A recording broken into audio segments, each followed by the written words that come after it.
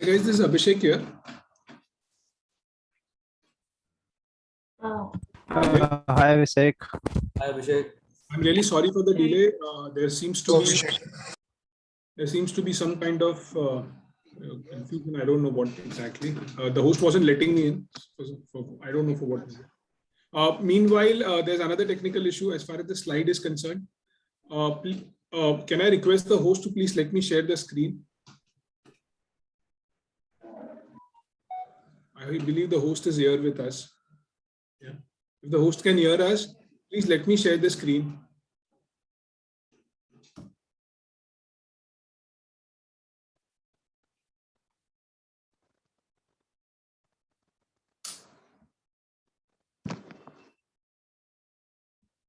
Can the host hear us? Can the host hear me? Okay, I'm the host now. Great. I think Abhishek. Yeah, I'm the host now. Yeah, I'm the host now. Yeah, just a minute. Okay. So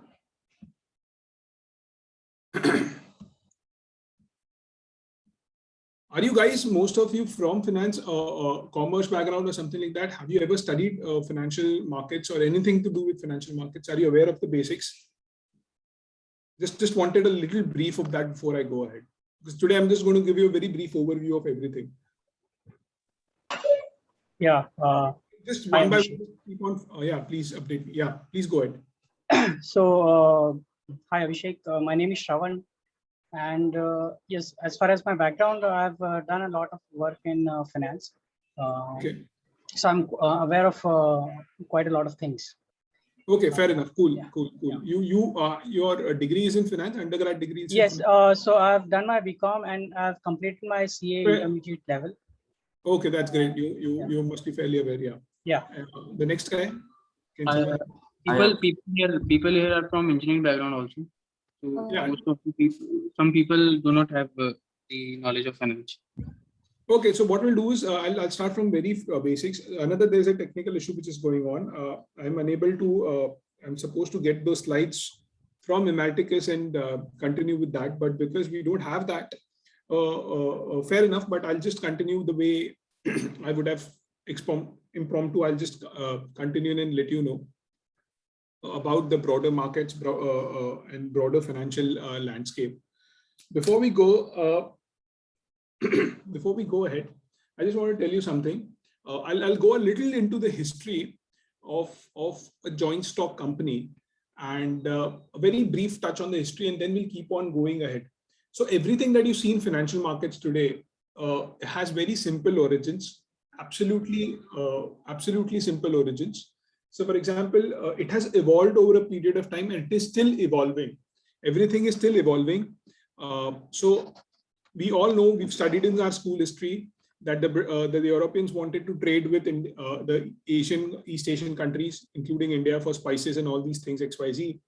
And it was a very risky venture. So what they did was they decided to come together and form something called as a joint stock company, what we call, it's one of the most superb inventions of capitalism. Because I hope you can see my screen.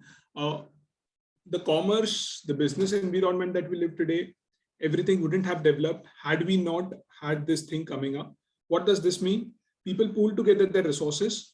They all pull in their money, and a company is formed. So, and it's a limited liability. It's a limited concern in that sense. The liability is limited here. So if I have put in my 100 rupees as capital, someone else put in his 1,000 rupees as capital, everyone, what do you call, liability is going to be only of this much. So if this company doesn't perform, it goes bankrupt. What am I going to lose? If I put in 100 rupees, I'm going to lose 100 rupees.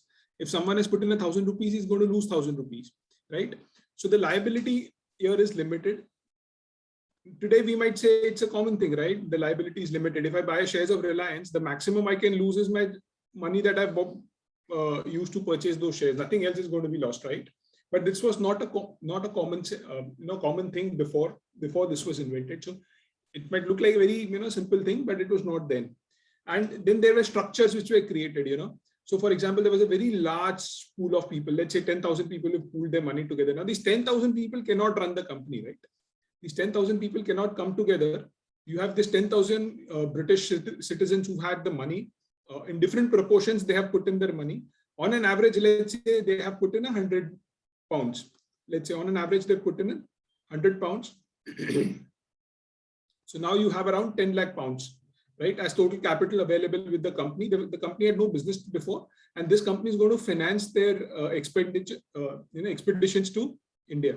Now, different people have put in, this is an average amount, and basis their capital to proportion of this total capital, they'll get a certain percentage share in the company, right? They'll get a number of shares in the company.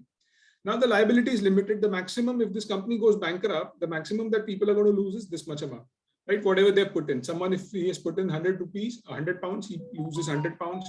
Someone has put in 1,000 pounds, he loses 1,000 pounds, and stuff like that, right? Now the problem here is this 10,000 people are the owners. We know that, but this 10,000 people cannot run the day-to-day operations. Like impossible ho jayega, right? These 10,000 people just cannot run the day-to-day operations. It will be next to impossible. So what they do? What they do is this: they elect a, they get some people to manage it for day to day. They call it the management. They have something called as the management. They find the best guy who can run the company, and he's asked to hire a team, and they hire the entire team. Now what happens here is that is the management part. But who's going to look over the management in the day-to-day work, right? What if they're doing it properly or not? So what they do is they elect something called as BOD, or Board of Directors. Now, what are these Board of Directors supposed to do? They are the representatives of the shareholders, right? Now, what are these Board of Directors supposed to do? They represent these 10,000 shareholders. Now, the ones which have the maximum amount of share will get the maximum say in getting the Board of Directors. They might even join. So if I have the, let's say, I'm the highest individual shareholder, then I can elect myself to the BOD, right? Whatever basis this. And then the BOD will keep a watch. Either they will keep a watch on the management. In some cases, BOD might even get into the operations of the company. So basically you have the stockholders or the shareholders, then you've got the BOD, which is their representative, and then you've got day-to-day management of this. This is the basic structure of a joint stock company. Or ye structure banata in order to exploit opportunities that existed. Later on, this is one of the best things that have happened in capitalism, because iski wajah se kya hua? You could have these very large companies getting formed, which was not possible before. You could have these very large companies getting formed, and this was the bedrock. This is still the bedrock of capitalism. Now, post that hua kya? Now ye to ban gaya. Now they're doing their operations, and the company is doing. Let's say the company formed is East India Company. Let's say the company which has been formed is East India Company, right?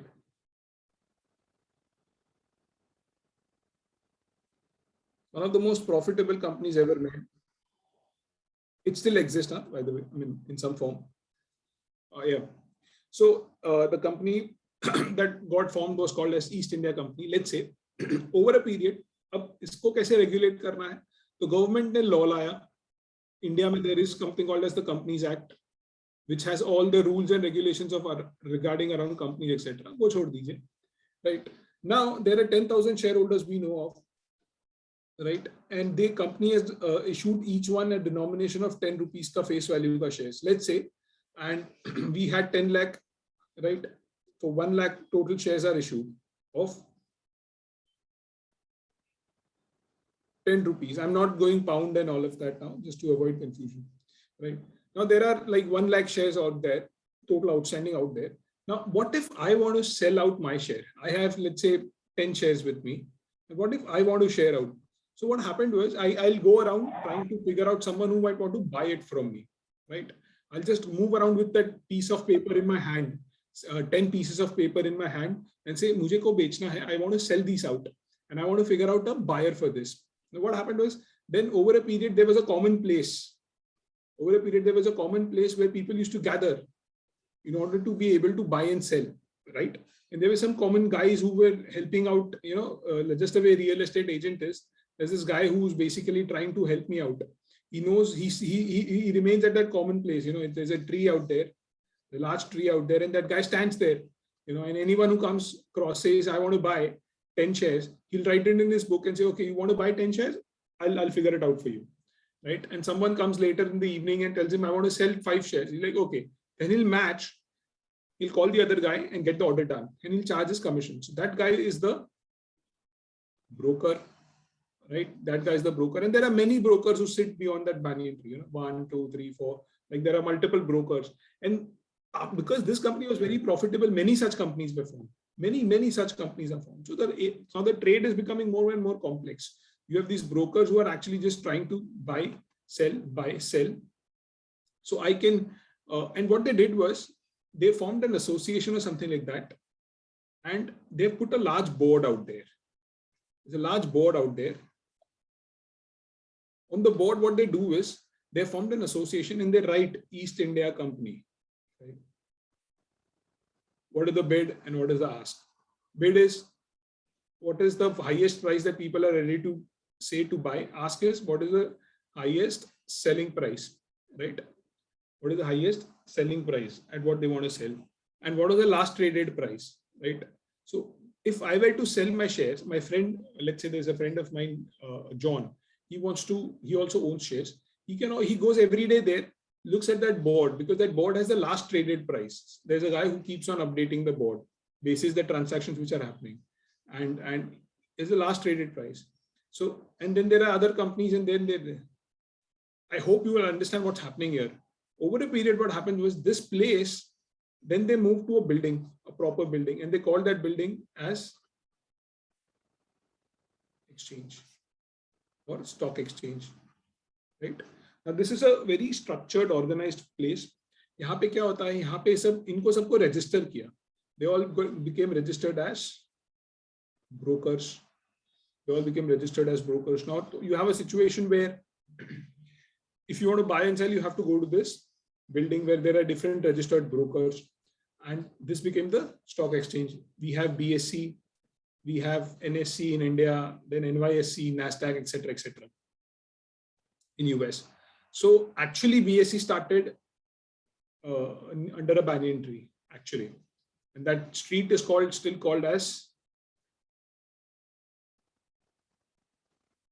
Dalal Street, right? And in the US, it's called the Wall Street,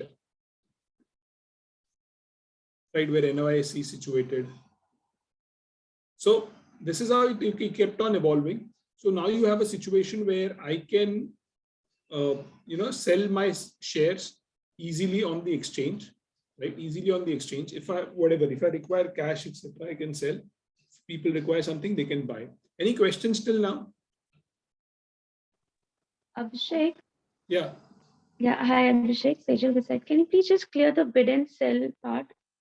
I'll come Once back to it again. a little later. I'll come back to it a little later because I don't want to complicate it, because this is a very brief overview for you guys. I'll tell you, but because you've asked, I'll just tell you. Hota kya hai? I want to sell the shares, right? I am Abhishek. I want to sell, right? I have 10 shares and I want to sell at 12 rupees. I believe 12 rupees is the fair price for it, right? Let's say there's another person, John, who wants to buy it, right? Wants to buy it. So he will say, I'm ready to buy at 9 rupees. So when he gives his quote, it's written as bid. When I give my quote, it's written as ask. Ask is the quote for people who want to sell. Bid is for buying. How will you remember? B for buying, right? So obviously buying वाला हमेशा price कम ही रहेगा और ask वाला हमेशा price ज़्यादा ही रहेगा, right? So जब ये match होगा, so tomorrow, now also if you go to I don't know if you buy shares, etc. If you go and if you check bid and ask for the shares, you'll get this range, these many bids.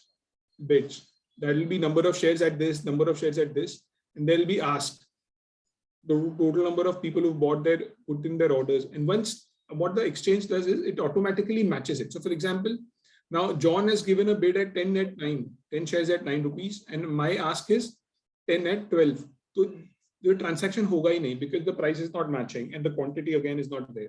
Quantity is there, 10, but price is not there.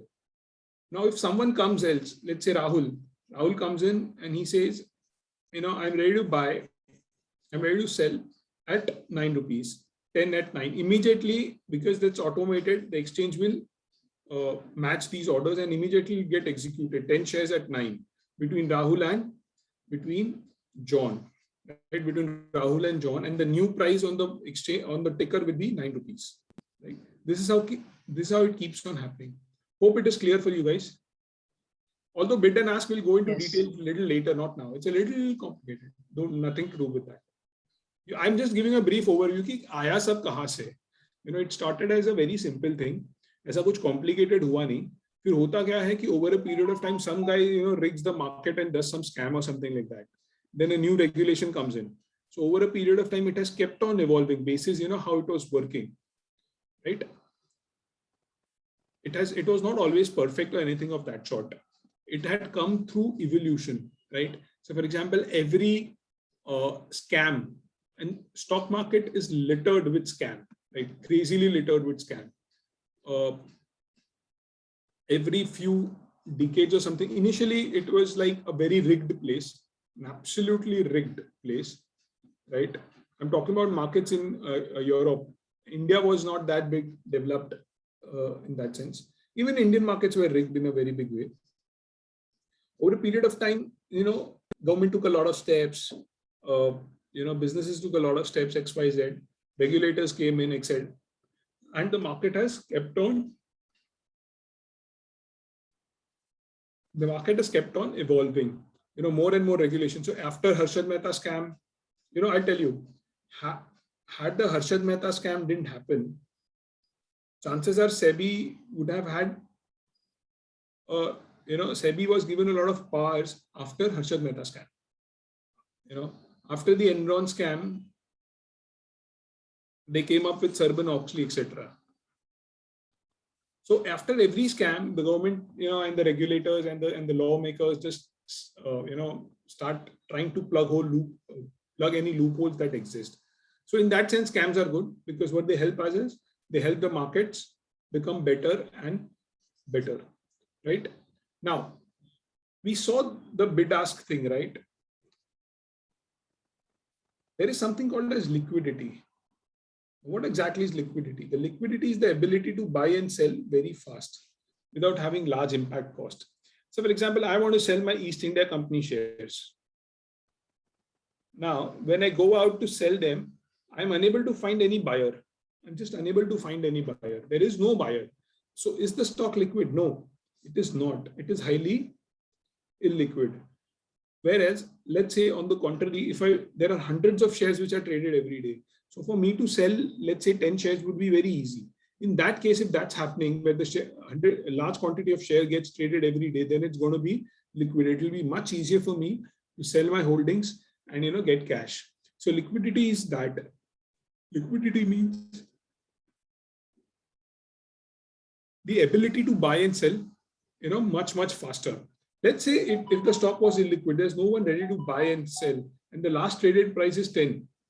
Even if the last traded price is 10 and the exchange is showing the price is 10, I know for sure that if I were to sell, I'll have to offer it at a much cheaper discount, much steeper discount. Let's say 9 rupees, 8 rupees, 7 rupees, in order to be able to sell, because मैंने 10 पे order डाला है, but कोई लेने वाला ही नहीं है, right? तो जब मैंने 9 पे डाला, कोई लेने वाला नहीं था. फिर मैंने 8 पे डाला, कोई लेने वाला नहीं था. Then I had to put it in 7, and the new price that became, then 7 पे I found a buyer, and the new price became 7. So from the time of the exchange, from the time I decided I want to sell, exchange price was 7. But when I executed the order, the exchange, the price that I got in was 7. This is called as, because, and why is this happening? Because of not having enough buyers on the other side. The stock is highly illiquid. The counter is highly illiquid. So this is called as impact cost, because I'm trying to sell, the normal share traded is 2-3 shares, and I'm trying to sell 10 shares. And if I'm trying to sell way more than what is the normal average or something like that of volume, then there's going to be something called as the impact cost. मेरे बेचने की वजह से price गिर गया यार 7 rupees, right? That is something called as impact cost. If the stocks are highly liquid, then the impact cost is much, much higher, right? Any questions before I go ahead? So are you referring to slippage here, like on the other side, there is no impact cost. Basically, like, correct me if I'm wrong. When there is no depth on the other side, Yeah. and so when you want to sell a large quantity at once, Yeah. so it slips and then it goes down to the least price that is available in the order book, and you end up selling at a lower price than you expected to sell, looking at the order. Yeah. 100%. Okay. Thank you. So my idea today is not to teach you anything technical here. We will specific technical stuff. What I'm trying to give you is a broad overview. Ki exactly है सब है क्या? I'm just trying to give you a broad overview of the markets. That's it, right? Financial landscape, etc. And we excuse me. the story. Sorry. Sir Panchami. Yeah, please go ahead. So the impact cost is the loss incurred or what? Yeah, it's a loss. Huh? It's a loss for you. It's a loss for you. It's a kind of loss for you. But if you want to, yeah, impact cost again can be broken down into multiple parts. And I would suggest you just think of the reason I told you this is not to teach you impact cost at this point of time. The reason I told you all of this is just to tell you the concept of liquidity. When I say the stock is liquid or the stock is illiquid, what am I trying to refer to here? That is what I'm trying to say. Impact cost is if the stock is illiquid, the time I went to sell it, I might not be able to sell at the price at which it's been quoted. Right? I might have to sell it at a little lower price. Getting it? Yeah. So obviously it's a loss for me, in that way. Yeah, so the purpose is not profit. The purpose of liquidity is not profit making, but just to run the business, smooth selling and buying, correct? See, liquidity is the purpose of liquidity. Yeah. The purpose of, we don't create liquidity. Liquidity is either there in the market or it's not there in the market, right? If there are a lot of buyers and sellers, then obviously it's a liquid market. If there are not, it's not something which we create. It's already there. We just need to identify it. Right? Just the demand and supply. Okay. Yeah, just the demand and supply. If there is no trading happening on the counter, if there is no trading happening on and the trading, if it is way less, than the average, then it's a problem. Then the stock is illiquid. Yes. Now, I as a buyer or seller hasn't created that. It's just a group of buyers and sellers who created that. It's a condition which is out there. Okay, all right. So Abhishek, I have a question. So higher the liquidity, higher would be the price. Is it always necessary? No, not necessary. Okay.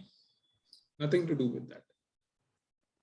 But you know what? The illiquid counters, the price is not the most efficient one. When I say the efficient one is, so for example, I had to sell my shares at 7 rupees, right? Now, actually, the intrinsic value of those shares would be way higher. Might be way higher, but no one is interested in buying and selling. That is the reason the actual price might go away from your intrinsic value or the intrinsic price. So the markets for that particular share, let's say in our case, East India Company, is not the best. It's not the most efficient one. Efficient markets are the ones where I can easily buy and sell. Prices reflect the value of the underlying asset much better, in a much better way. Illiquid markets tend to be not that efficient. Market का role क्या है? Market का role ये है कि मुझे proper price देना और to give me a proper price for the underlying plus be able to buy and sell, right? So the market is not efficient in case it's a highly illiquid stock. Yeah. Getting it? So it's like auction. Kind of auction now. Option is a very different thing. We'll come to options a little later. Oh, yeah. Option is a very different thing. Option is liquidity can be in any market, right? So for example, you have a house you guys are from Bangalore, I believe, right? You guys are house in whatever, an XY area in Bangalore, right? And you want to sell that house. There's no buyer only, boss. There's absolutely no buyer. You're just roaming around everywhere, meeting all the brokers, trying to meet all in that, but you are unable to sell that. So that is an illiquid asset. It's not that easy to sell it, right? So it's an illiquid asset. Okay. Liquidity tells our ability to be able to sell. Yeah. Yeah, liquid stock can be just like which have a good value, like Reliance, etc. Which have Sorry, a, your voice is a little disturbed. I'm unable to hear properly. Can you? There's some kind of disturbance there? Can you repeat?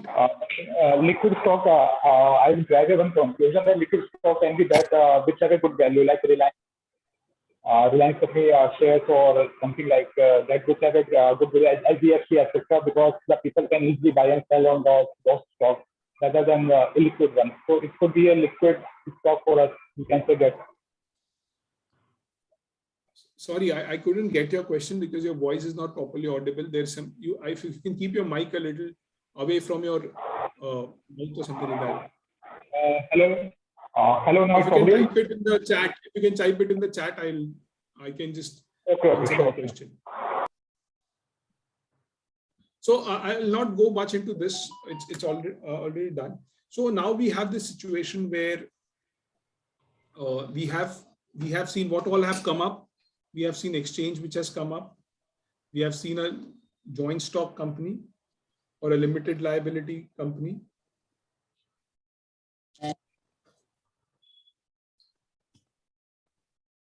Limited liability company. These two things have come. We know brokers have come up. We know there is an actively traded market which has come up. The government has formed laws called as the company laws, etc., in order to regulate it. Yes, up to already these things have already come up. Now what happens is you have these specialized financial guys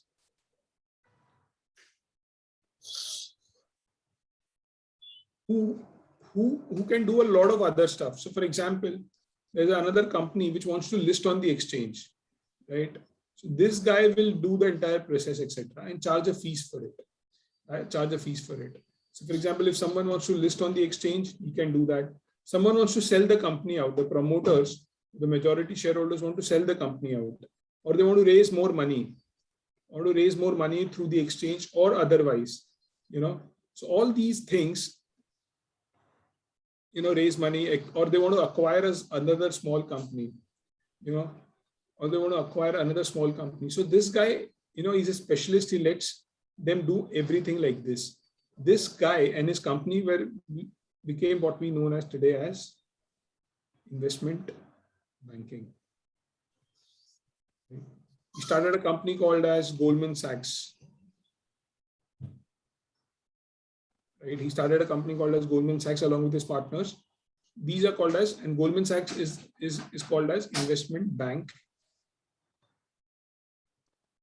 And what the work they do is called as investment banking. He charges a certain percentage of the fees or a very large fees to do all these kind of transactions.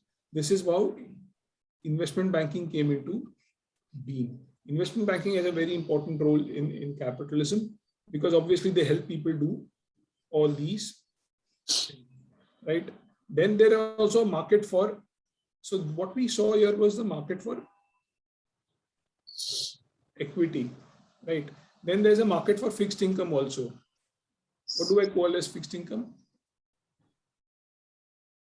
The market for fixed income. Bonds, debentures. Yeah. Debentures. The market for Yes. Government securities. Yeah. The market, treasury bills. Yes, 100%.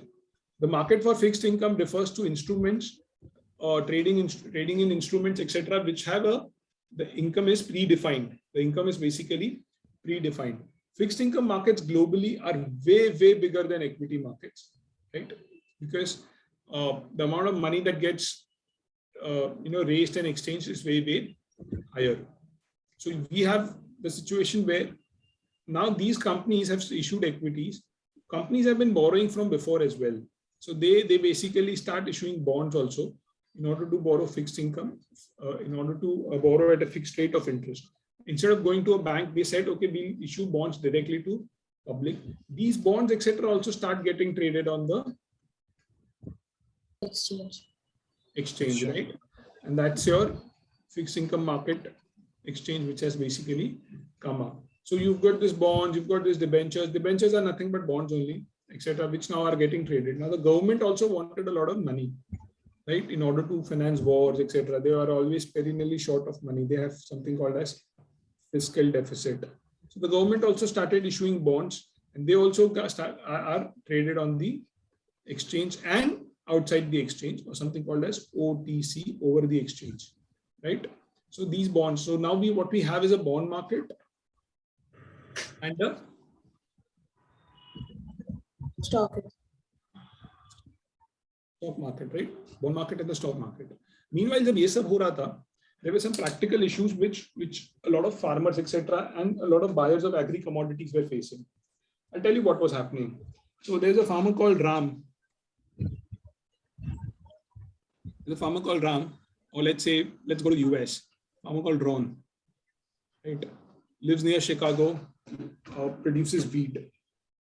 He knows that by the end of, let's say, December, he's going to have 10,000 kgs of wheat with him ready, right, of a specified quantity. But he's not sure what the price is going to be in the month of December. Right? So the concern with this Ron is that he wants to sell this wheat out in the month of December, but he doesn't know what the price is going to be. Right? And then there is, let's say, Biden. There's a baker called as Biden. He has a very large orders because in December you have this coming up, Christmas and all coming up. So he'll have very large orders for breads, right? It's supposed to deliver, and for that he estimates that he might require somewhere around 10,000 kgs of wheat, right? But hoga kya ke then he might not know. He doesn't know the price what he'll get. Plus he doesn't know the quantity also कि मिलेगा या नहीं मिलेगा उसको, right? Market में ready stock. So what they do is Ron is in a lookout. Ron is roaming around and trying to figure out someone who can buy 10,000 kgs ka wheat in December. And Biden is looking out for someone who can sell him 10,000 kgs of wheat in December. By mistake, these guys meet together. They got hooked up together at a cafe in the town, and they happen to talk to each other and they figured out. So they get into a contract. So what they do is they take a piece of paper at the restaurant itself, and they get into a contract. What does the contract says? The contract says that Ron will sell 10,000 kgs at 100 rupees in the month of December, XYZ. Biden will pay to Ron 10,000 into 100 rupees, whatever, XYZ, and the both of them sign it. This contract, which has been formed now, is called as forward contract. What is it called?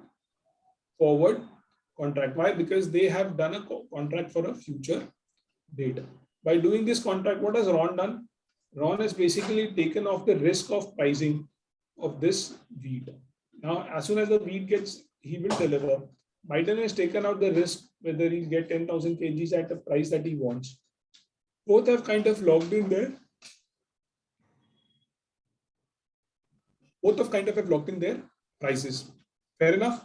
Now, the problem is that there are many such Rons in that area.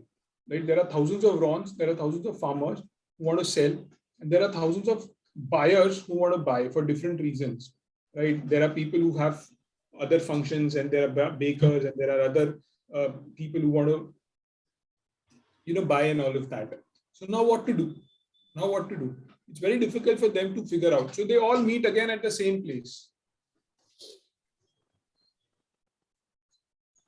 They've started meeting at the same place, and over a period, the management, the people who were running the exchange, said, okay, it's difficult because let's say Biden next time has a requirement of 1,500 kgs, and Ron has a supply of, let's say, only 200 kgs. So how do I match these, right? It's very difficult to exactly figure out. Ron has sold these 200 kgs, but now Biden is still left with 1,300 kgs. He's trying to figure out. To remove the friction, what the exchange did this, exchange said, okay, exchange one day had a very beautiful idea. It said, let me standardize the contract.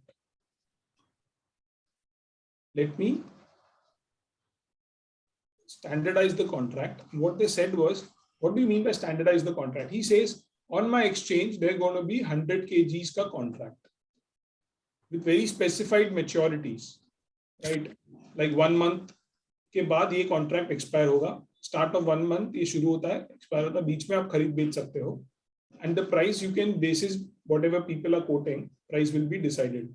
But the quantities now let's say if there's a baker like Biden who wants to buy 1500 kgs, he doesn't need to know who's the seller.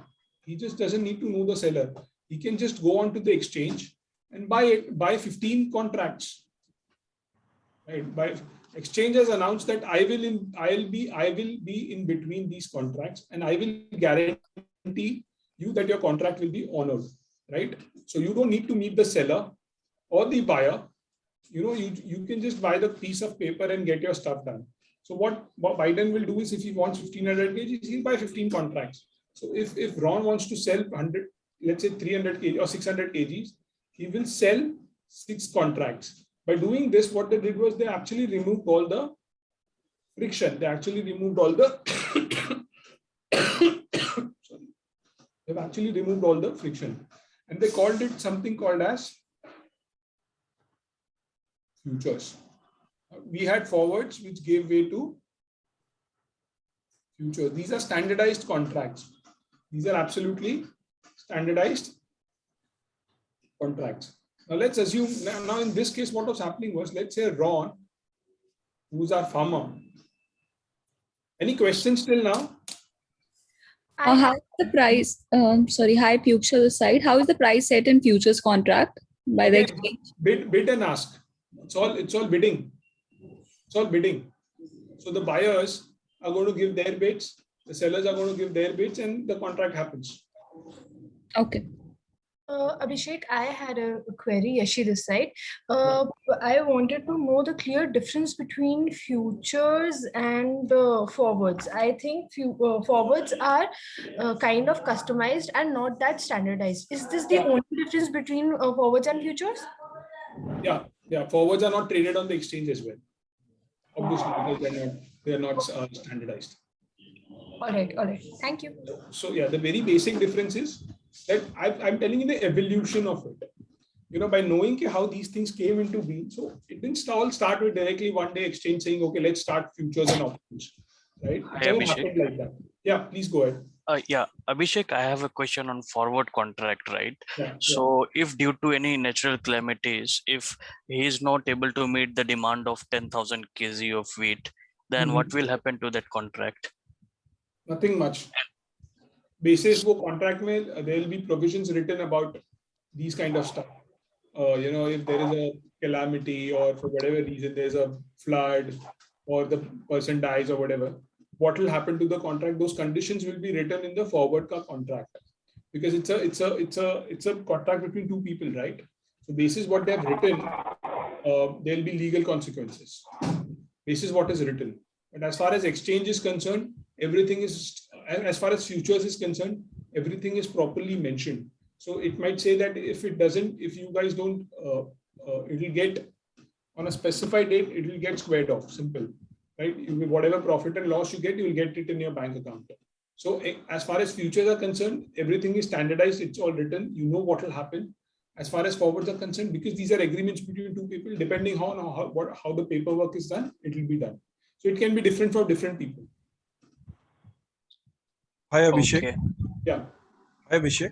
Yeah, please go ahead. Yeah, actually, I want to know that in the forward contract, price is fixed or it can be varies.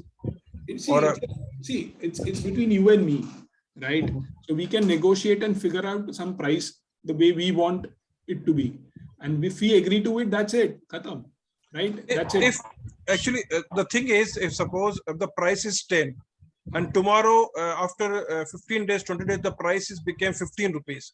Yeah. So it can be renewed the contract, or like what? How can we ideally it is not renewed. Someone is going to make money, someone is not going to make money. Simple, right? You were trying to do this to hedge yourself, right? But if you are let's say a farmer, right, and if you've done a hedge by doing this, what you're doing is, let's say you are a farmer and you sold your wheat at 100 rupees a kg, right? By doing that, what you did is you took the risk away of prices going down. But at the same time, what you've done is you've given away your potential upside also. Na? What if the prices go up to 150, right? You are telling to yourself, it's okay if it goes up to 150. I am absolutely fine. I was going to come to it as we evolve from forwards to futures to options, right? But the idea here is by doing forwards and by doing futures, what you've done is you've given up on your potential upside as well. You've locked in your price, right? So if there is an upside, the other guy will get it. If there's a downside, you get it. Simple, right? So downside in terms of price, yeah. So Abhishek, which one is better, a forward or future? So it depends on your requirements, right? It depends on your requirements. So if you want a specific set of clauses, XYZ, and conditions and all, you would go for forwards. If futures can do whatever hedging that you're doing at a very low cost, at very low surge cost, then fair enough. Futures work for you. So it cannot be whether one is better than the other. But normally futures is very easier to do than forwards. Abhishek, I have one question. Can be hedged, right?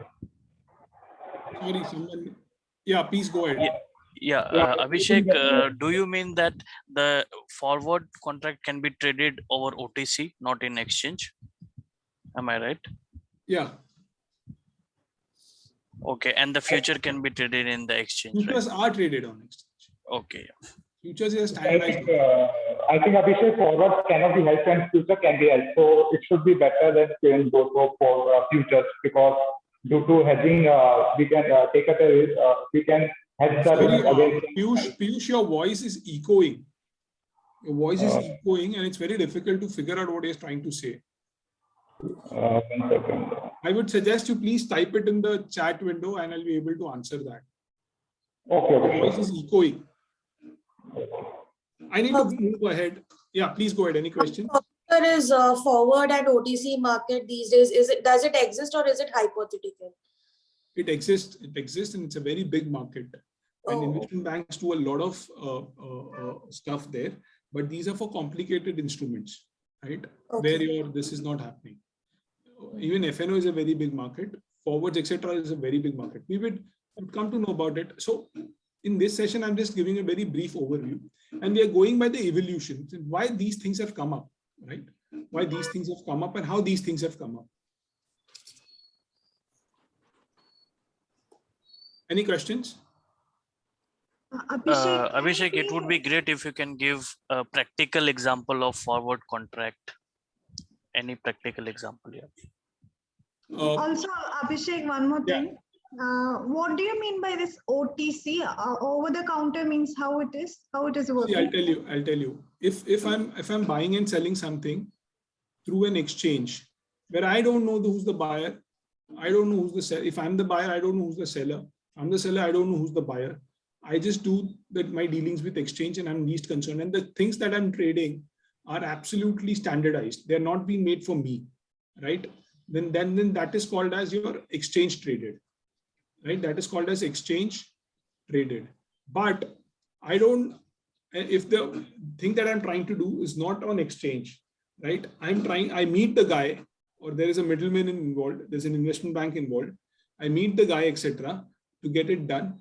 In that case, it is called as OTC, or over the counter, right? So I might know who the guy is, and these are not standardized.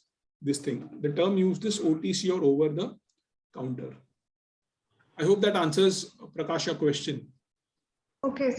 No, sorry, Prakash had a question. He said, "I want a more practical example." I'll give it to you. I'll give it to you on a forward. I'll do a currency forward for you. Okay. Just a minute. Just give me a minute. Just a second.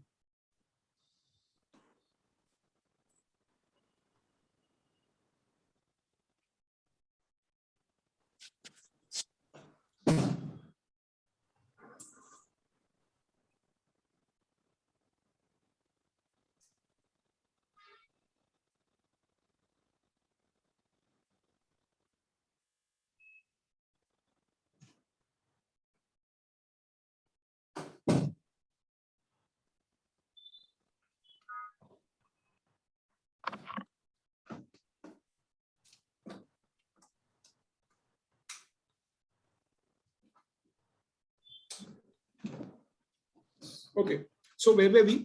So So we've moved from forwards. We'll come up with an example of forwards in just in a while. We've moved to futures. Now what's happening here? Ron has basically sold his wheat at 100 rupees per kg, right? And Biden, for that matter, has bought the wheat at 100 rupees. Now, on the day the contract is going to settle, if the price is 150, who's lost? This chap has lost. This chap has lost 50 rupees per kg ka upside, right? This guy gained 50 rupees upside. Now what Ron is looking for, Ron is basically saying, yeah, I want to lock in the price. Yes, I want to reduce my risk at 100 rupees. I want to reduce my risk. But at the same time, I also want an optionality. I can make money if the prices go above 100. Right? He wants that optionality also. वो option भी चाहिए इसको. यार, what I want is I want to lock in कि 100 rupees से नीचे जाए तो मेरा ज़्यादा loss ना हो. I shouldn't be losing a lot of money. At the same time, I want the option. I want the optionality in life. I want that also with me, where if the prices shoot up to 200 rupees tomorrow, I should be able to take in a very large part of this upside, right? So he goes to the market and says his dilemma, tells his dilemma to, let's say, Goldman Sachs guys or whatever, the brokers out there. The brokers think about something and they come up, the exchange, the brokers, they think about something, they're just thinking what to do, right? And they come up with something called as options, right? Because there's a guy named XYZ, let's say, there's a guy named XYZ who believes, who's done his research. He says, okay, I know for sure that the prices are after a month are not going to go 100 rupees plus. They are going to be 100 or less than 100. So he says that it's a very smart thing to do. What I'll do is I can write it on a piece of paper and give it to this guy saying, I will charge you 10 rupees today, but after a month, if the prices go above 100, whatever is the difference, I will pay it to you, right? But I'll charge you today 10 rupees for this, right? So this guy thinks, Ron thinks and says, okay, it makes sense for what this chap is saying. What is he saying is, he says, give me 10 rupees today. And if the whatever is the price, let's say X is the price, and if it goes above 100, right, I will pay you. If X is the price that day, if it's above 100, I'll pay you. If it is below 100, I will not pay you anything, right? He says by just giving 10 rupees today, I am getting the potential of the upside, right? It makes a lot of sense. This guy thinks that the potential, the upside is not going to come. 10 rupees will be my straight profit. So what he does is he writes an option for him. What he does is he writes an option for him, or he sells an option, right? He's selling an option saying anything above 100, I'm going to pay you, pay me 10 rupees today, right? Pay me 10 rupees today. Again, these instruments have been standardized by the exchange. Options have been standardized, what we called as the FNO market, or futures and options market, where there are standardized contracts on the shares, etc. Now, by doing this, and commodities also, by doing this, what he has done, this guy has sold the optionality at 10 and this guy has bought the optionality at 10. Tomorrow, technically, what is the maximum profit can this guy make? What is the maximum profit can Ron make? Can anyone tell me that? Up to like 200, like 200 minus 90. 90. Yeah, correct. What is the maximum profit that Ron can make? Sorry, maximum is unlimited. Like he can, so if price goes beyond 200 also. Yeah, technically price can be infinite also, no? Yeah. So theoretically, I would say. Yeah. So theoretically, the money that Ron can make is infinite. I mean, anything. Yeah. What is the maximum loss that Ron can take? 10 rupees. 10. Because he spent 10 rupees. If the optionality doesn't happen, he loses 10 rupees. What's the scene with XYZ? What is the maximum money he can make? 10 rupees only.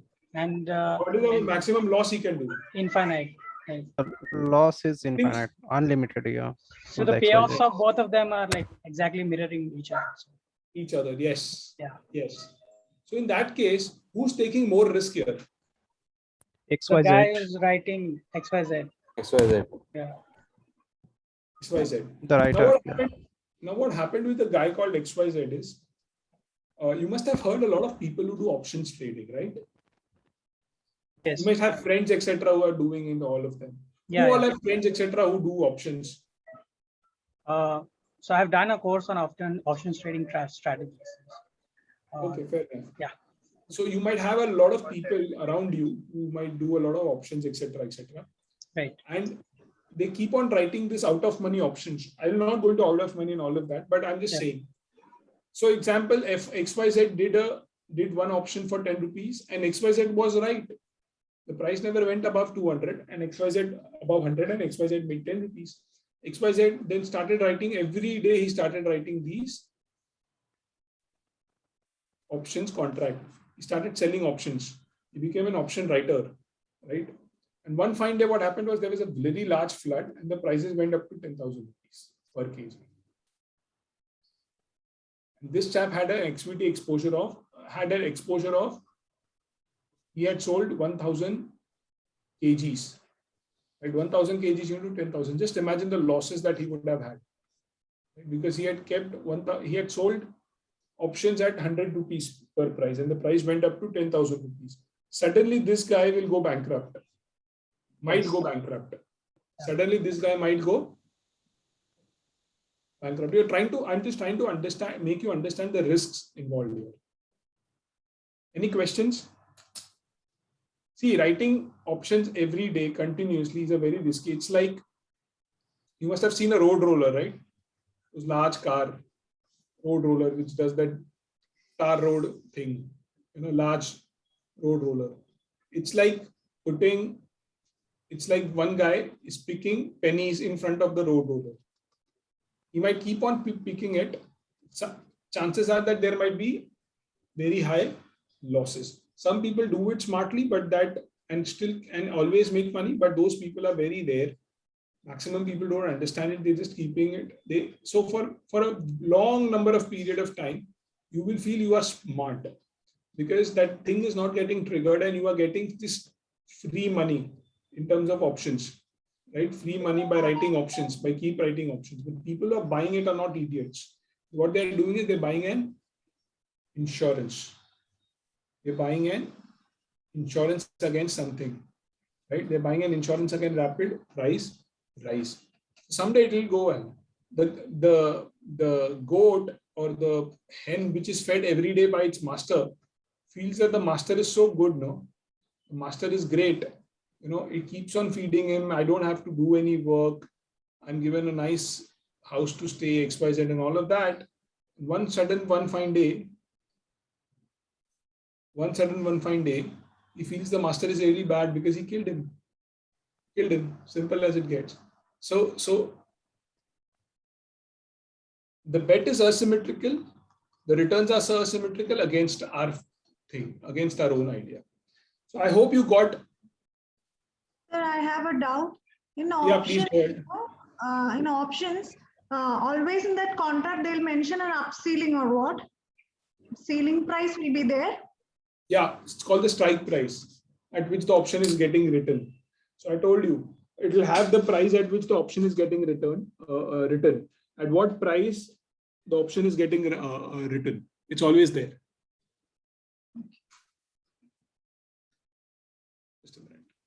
Let me answer.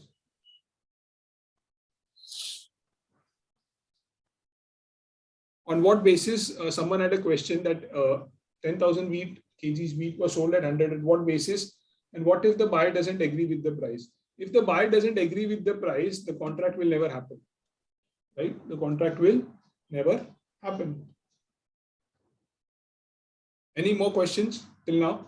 Yeah, Abhishek, I have one question. Yeah, please go ahead. In the last example, if suppose the price is 100 rupees per kg, and he is taking the options that if price will increase by 200, so I will pay 10 rupees, correct?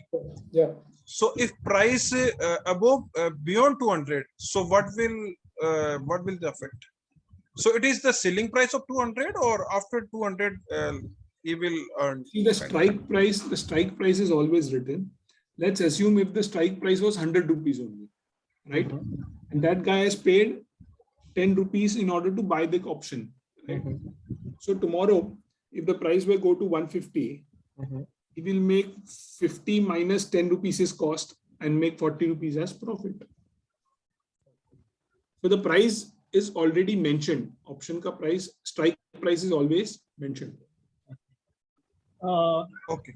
So I believe the example that he gave was specifically for a call option. Yeah, yeah. Both of them are dealing with. My point today is just to introduce everything to you, and not to go into the details of the concept. We will go into the details of the concept as we kind of move on. I'm just trying to touch go. What is the forward? What are the futures? What's an option? What's an exchange? What's a limited liability company? How does it form? What are shareholders? What are board of directors? What exactly is happening? What exactly is an investment bank? What exactly is a bond, debenture, and all of those things? Did you get it? The example you have given, whether 100 rupees or 200 rupees is the strike price? 100 rupees. 100 rupees is the strike price.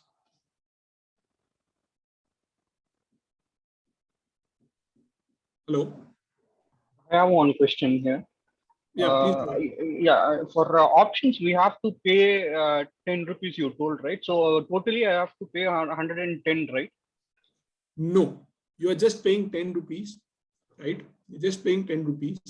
Okay. And if the prices go above 100, that chap will pay you the difference, and that's it. So for example, your strike price was 100, right? You've already paid him 10 rupees, right? You've already paid him 10 rupees. Tomorrow, if the prices go up to 150, let's say on the expiry of the contract, the prices are at 150. So you have made a profit of 50 rupees now, gross profit difference. Yeah, you've made 50. So that chap will pay you 50 and it ends. Net, you have made 40. Okay. And that chap has lost 40. Okay. Please go ahead. Let's take a 10 minutes break, then we'll come back again. Will that be fine? Yeah. So just one. Yeah, go ahead, Shravan. Yeah. So like in this case, in your example specifically, both of them are betting, like for the price going up or not going up. Okay. But then, so that's why the seller's loss is infinite and the buyer's profit is infinite in the event of the price actually theoretically, yes. But then theoretically, if we have to look at the other thing, wherein if they bet for and against the price going down, so in that case even the seller's loss would be theoretically not infinite, because the price can only go down up to zero. Right? See, I haven't come on to I have just thought about one type of an option, that is call option. Yeah, so I'm tell you about the other one, that is put option, which I'll come to it a little later. So after this, so I'll tell you before we go, what are we going to discuss? I'm going to tell you, how many of you seen this movie called The Big Short?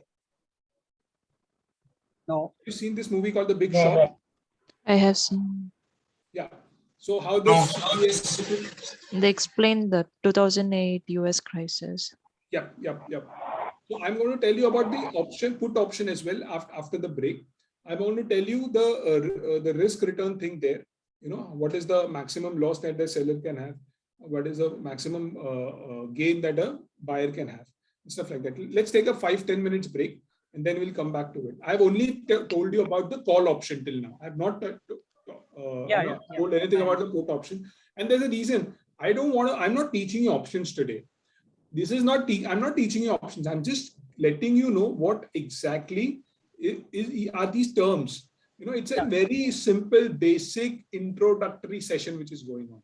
I'm just giving you a broad idea of financial landscape. Hota kya hai? What exactly are all these things? That's it. Once we do it very specifically, we'll take examples, we'll take numbers, and we'll do it. Getting it? But today, the idea is, it's a first session. The idea again is just to give you a very, very basic, broad overview. That is the reason I'm not going into very specific technical examples here. Yeah, the landscape is very vast, and I am liking it the way you have compressed everything into and explaining it in very simplistic way. It's very interesting to, like the banyan tree. So I was not even aware that it actually literally started. Actually, these things, whatever you see today, right? The New York Stock Exchange, the Mumbai. I'll just tell you, the Bombay Stock Exchange is the oldest exchange in Asia. Yes. Right? Yes. It's the oldest. And once you see all this history, you'll realize, ki boss, this is interesting. Moreover, these things didn't come up overnight. Someday someone got up and said, chalo, let's start the stock exchange. Let's start the futures and options. Let's start, stock trading. Let's start a joint stock company. It never came about like that. It has evolved. It was people getting together, doing trials and error, then failing, then people losing money, then they coming up with a better way. You getting it? And every time the markets are evolving. You have these newer and newer instruments coming. So every big crisis brings with it its own improvements in the markets, right? So it's actually started at a banyan tree and it kind of evolved and kept on evolving. So in India, you had this Bombay Stock Exchange, which was owned by the stock brokers only. And because it was owned by the stock brokers, they used to manipulate it like crazy, I tell you. And then the government stepped in. The government asked these guys to improve. I'll tell you how. So for example, if you had bought a stock, right? Now you don't know, there was a ring. There was this ring where there was no computerized systems as such. There was this far outcry system where they used to shout, with their hands up with their various signs, etc. And they used to buy and sell. Now, the problem was that this system was manipulated. How? I sold the stock at 100 rupees, but what I used to do is I used to tell that chap, no, it got sold at the highest price of the lowest price that day, right? Whatever that might be. Let's say the lowest price that day was 95. I'll say, boss, I have sold your stock at 95. And I'll pocket that 5 rupees with me. You getting it? And if I have to buy the share, what I used to say, because there was no computerized way of he knowing exactly. So if I were to buy it for you, I used to give you a contract with the highest price for that day.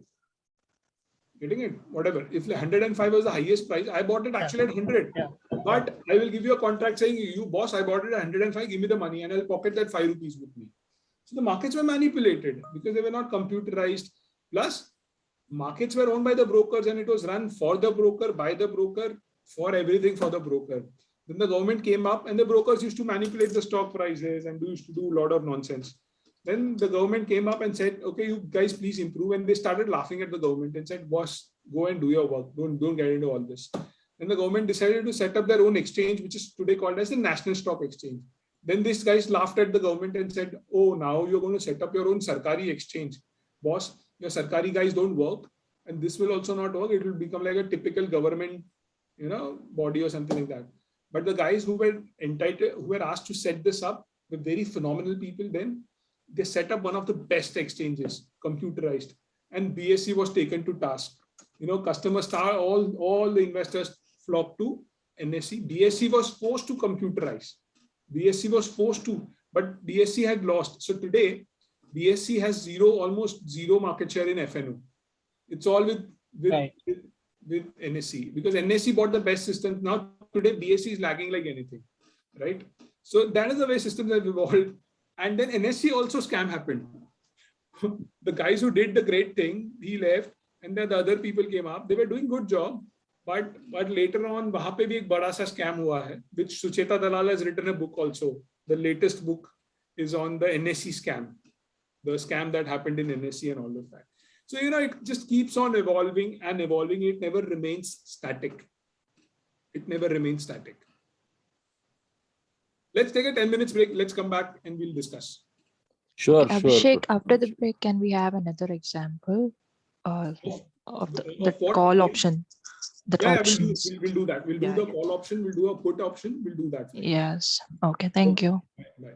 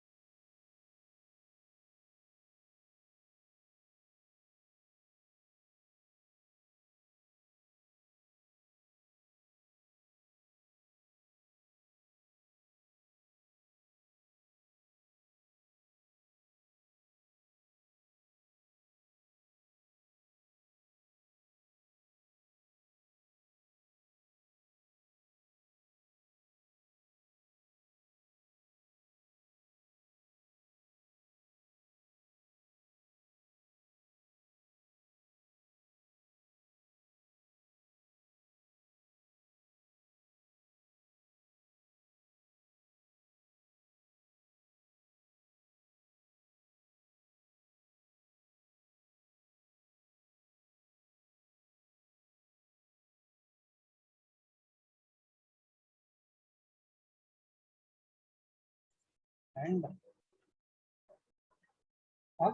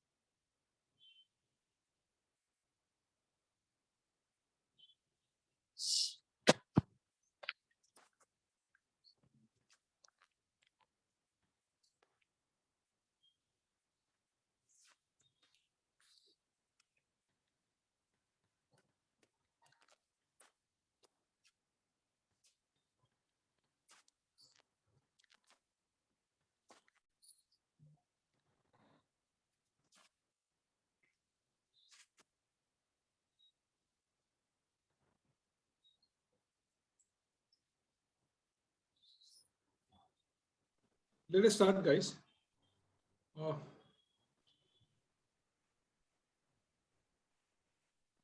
So you've seen, let me take a few more examples of futures here. If you guys need a little more clarity there. Let's say the exchange here is Chicago Mercantile Exchange or something like that. Let's say the exchange is in Chicago, right? Let's say the exchange is in Chicago and contracts traded are of wheat. We're talking about futures contract here. Talking about futures contract here. The contract is of standard is of around 100 kgs, right? The expiry is also written. It's expiring in the end of the month. So every month there is a month-end contract which gets expired. Right? It starts at the start of the month, ends at the end of the month, something of that sort. Like these are 1 month contracts. These are the standard things this has done. Now this is being done for the first time. This is being done by the exchange for the first time. We are in the 1800s. This is being done for the first time, right? Exchange has announced this will it will be like this, right? And if anyone wants to write a contract, can write a contract basis these conditions, right? Basis these conditions, and we will trade it on the exchange. We will trade it on the exchange where the price of that contract will be decided. Basis the demand and supply, right? Basis the demand and supply. So let's say there are people like, let's say there's a speculator called John who writes these contracts, at specified prices, which John believes, he basically says that he sells these contracts. He says, okay, let's say it's a September ending contract. It's a September ending contract. He believes the prices will not go above 150 rupees. So he's ready to sell the contracts at 150. He's given his bid in the exchange. He's given his quotes in the exchange. At the other end, there are people who want to lock in the price of 150 rupees, or the optionality, or the optionality of 150 rupees. There are farmers like Ron. There are farmers like Ron who would want to benefit out of it, or there are speculators also. There are speculators like, let's say, Jack or something like that, who think that the prices will keep on going up. It will go above 150. So they enter into, they give their quotes, etc. for this September ending contract. And let's say the quote on all comes and the contract is done at 150. It's been quoted at 150, right? So this guy gets his money for writing the contract. This guy's paid the money to take the position, etc. at 150 rupees. At the September end, let's say at the end of September, if the prices have 250 rupees, if prices are 250 rupees, who's going to benefit out of it? Because Jack has paid 10 rupees here to John to enter into this contract, or to buy the futures, right? This guy sold the futures. This guy sold the futures. Sorry, forget this. We will go to options a little later. This guy sold the futures at 150. This guy has bought the futures at 150. Now the price is 250. Who's going to benefit? Jack. Jack is going to benefit because the prices are way above than what he bought. Jack will sell the futures at 250. John will have to pay in the difference of 100 rupees. John will have to pay the difference of 100 rupees to Jack at the expiry of the futures contract. At the expiry of the futures contract. Or he might have to deliver physically, or he might have to deliver 100 kgs of wheat physically to Jack. Both the options are there on the table. I hope you got it, what I'm trying to say here. Any questions? I have a question here. John and Jack are going to the future contract, right? Who is agreeing the contract here? Sorry, come again. John, the contract is between John and Jack, right? See, the contract is between John and the exchange, and Jack and the exchange. Okay. Jack doesn't know John, John doesn't know Jack. It's exchange in between. And John is a speculator, right? You said yeah, he's a speculator. John, if John doesn't have any end use of it, right, then John is a speculator. He's just speculating on the price. Jack, if Jack is a farmer or something like that, then Jack is not a speculator. He has an end use in gold. He wants to sell the wheat at a future date, so he's just trying to hedge. Okay. So can you explain the last part? You said that they need to deliver to Jack the one to. So what happens is when the settlement comes, right, when the settlement comes on the settlement day, in between, they don't know who's on the other side because there's always going to be exchange in between. Right? These are exchange traded. There's going to be exchange. Exchange guarantees that we will deliver whatever has been decided. So if there's a loss, you'll have to pay us to us. If there's a profit, we'll pay you out. But you want to get your monies. That is for sure. In some cases, depending on commodity to commodity, exchange to exchange, etc., physical delivery can also be taken. So for example, let's say in our example, we had a farmer who wanted and the baker. The baker might insist that instead of giving me the difference in price, give me that amount of wheat, right? Give me that amount of wheat in person, like I want actual wheat. Then the exchange might make provisions for that also. So for example, if I'm a farmer and I had hedged my transaction, I'll take all the wheat, go to the exchange, go down, keep it there, right? And leave. Simple as it gets. And the guy who's on the other side, who would want physical wheat, can go to the exchange, go downs, warehouses, and collect the wheat. Instead of, one way is that you settle the profit and loss that has happened, and then the farmer goes and sells the wheat wherever he wants to. And the guy who's hedged his transaction can take the profit and then sell, buy it from anywhere he wants to. That's one way. And there's another way of physically settling it. Physical settlement bhi hota hai. I hope you get that.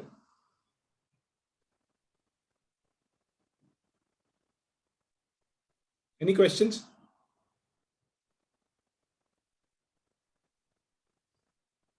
Guys, any questions? No. So this futures and options market is actually so speculation only. In equity markets, like we have different types of analysis to come upon the price, no? Such thing is not there in this. No, there is analysis and all of that still happens here also. It's not that it doesn't happen, but yeah, there's a lot of speculation also. Crazy amounts of speculation. So Abhishek, can you hear me? Yeah. So if the John is not able to deliver the physical goods, will the exchange will be delivered on behalf of John? It all depends from exchange to exchange. It all depends from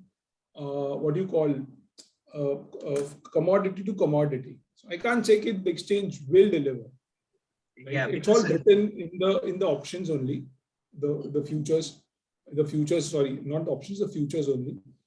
And basis that it happens. It all depends from exchange to exchange, geography to geography. So yeah, so this applies to stocks also. I think the stocks also can be delivered to that. If they want the stocks, not the amount, they need the specific stock that need to be delivered in their account. It needs to be specified in detail before, I believe, and it can be done.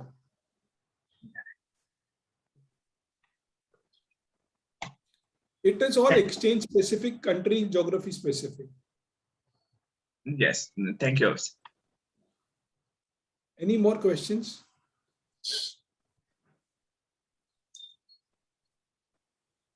The transaction, all transactions will be deal with the exchange market, right? Jack also, if you want to take the payment from exchange, you will take the exchange. Yeah, from exchange. the exchange. If it's an exchange traded one, exchange has something called as the clearing corporation, which is another company which they float. Okay. They keep some margin also in this. I'm not going into margins, etc., because it will complicate the stuff for you. But the exchange will take a small amount of the trade. So let's say you have futures of 100 crores. Exchange will say, please keep 10 crores with the exchange. Right? In case if you don't, tomorrow if there is a losses and if you don't do, then we will take away your money and pay for the losses. So what is the exchange requirement in terms of kitna margin, percentage of margin you're supposed to keep? Again, each exchange has its own way of calculating it. Okay. That's another thing. I will not go into it right now. Yeah. Hi.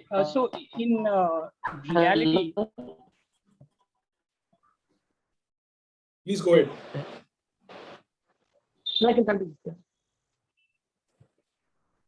Please go ahead. Hello. Yeah. So in case the counterparty is unable to deliver the required funds, will the exchange take up the risk in that case? Yeah, current exchange will take it up. Exchange will, what it'll do is it'll take away their margin money. Will confiscate their margin money and exchange will pay us. So exchange has some kind of funds to handle all these losses that happen. Margin. Yeah, they have funds for this. They've kept aside. They have a fund which is kept aside for this, plus their margin, and they normally don't lose money. They keep on updating the margin requirements. And if the margins aren't paid, if margins aren't paid, they liquidate the position in the market. They square it off. Can we directly invest in the exchange, or we need brokers to invest in the exchange? What are you talking about? Can we directly invest, or we need brokers to invest on our behalf? We need brokers to invest. We be able to buy and sell. You don't have the license, no?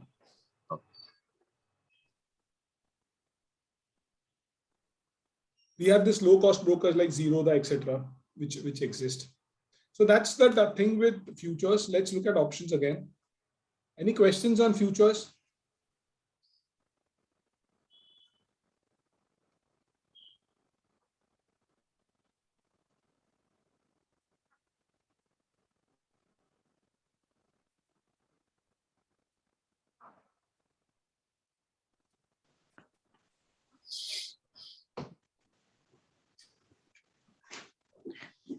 Abhishek, so in this exchange market, people usually go only for the exchanges, right? I just want to know, like, how do they get the capital or some kind of deposit fund where, when the price increases, that they will pay the difference at the end of at the expiry of the contract? Like, how do they exactly get, like, if we take example of a bank, people do deposit money there and also they'll be able to give the loans. But how does that work in exchange market? It's like, will they always pay the difference at the expiry of the contract? Yeah, they will always pay the difference at the expiry of the contract. And what the exchange does is so for example, if you want to get into a futures contract, right? Exchange has its own mechanisms and calculations. And so for example, it's a 100 rupee exposure. Exchange will say deposit 30 rupees first. Let's say 30 rupees. Yeah. Then it will vary from security to security. But let's assume they tell you to pay 30 rupees, right? So what you did was, to get into that 100 rupee contract, you first paid 30 rupees to the exchange. So 30 rupees is lying with the exchange as initial margin. Yes. Then you did that. Now, if there is a 5 rupees loss at the end of the day, let's assume, right? Then the exchange has its own requirements. So if there's a loss, you are supposed to pay exchange 5 rupees more. Yes. Getting it? You have to, these are called as M2M or mark to market losses or gains. Okay. These are called as M2M or gains or losses. So in case there is a gain, exchange might give you cash back, right? So for example, you gave 30 rupees to begin with, and after that you have sold it and the price have collapsed. Price have collapsed to 15 rupees. Chances are that you will deploy back again to the broker part of the money that you've received. Getting it? So by doing this, what exchange does is, exchange tries to take away any risk that it has on its own books. Exchange doesn't want to take risk. So what exchange does is, exchange keeps on taking this margin money, in and out, in and out, in and out.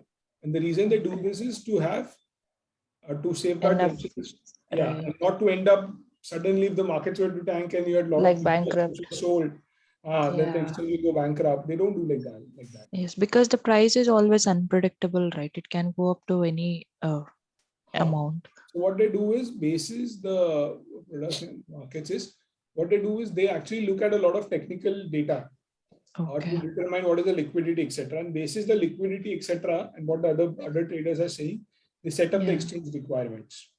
Yes. Okay. Thank you. Yeah. Any more questions?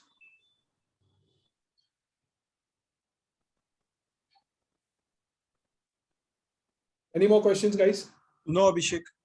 So let's go ahead.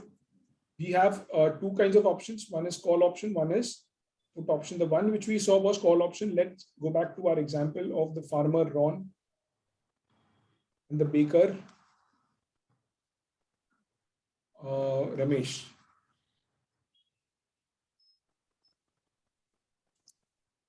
Now, for time being, let's keep the put option aside. Let's look only at the call option. This guy would require at the end of September 10,000 kgs of wheat. This guy would need to sell. This guy will have to buy around 7,500 kgs of wheat. Right? So what are they supposed to do? They can go to each other and set up a forward contract or future. No, forward. Futures I'll come back to. So they have an option of doing a few forward contract, both of them, for 7,500 kgs, or set up a military base here. Just the way, let's say, in a country like for example,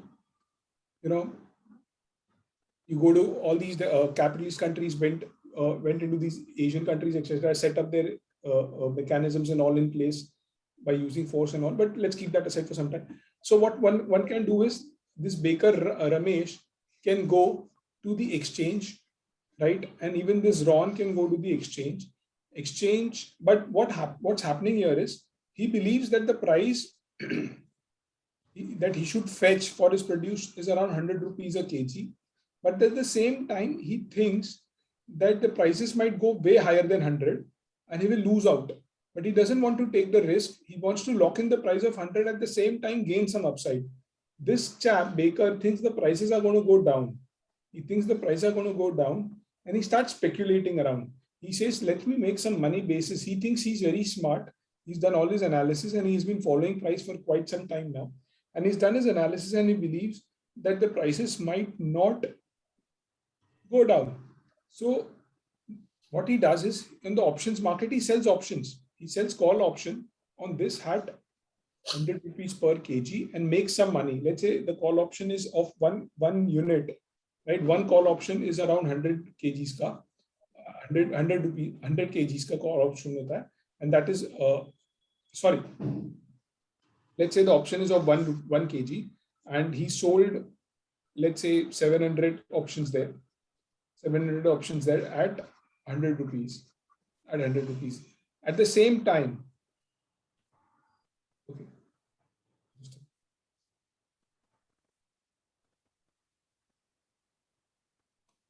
I think we lost the, I don't know what happened, but at the same time,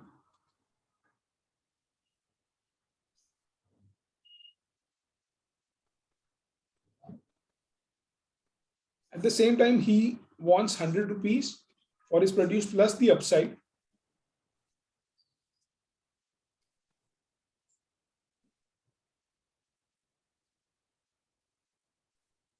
So the baker has become like a speculator now.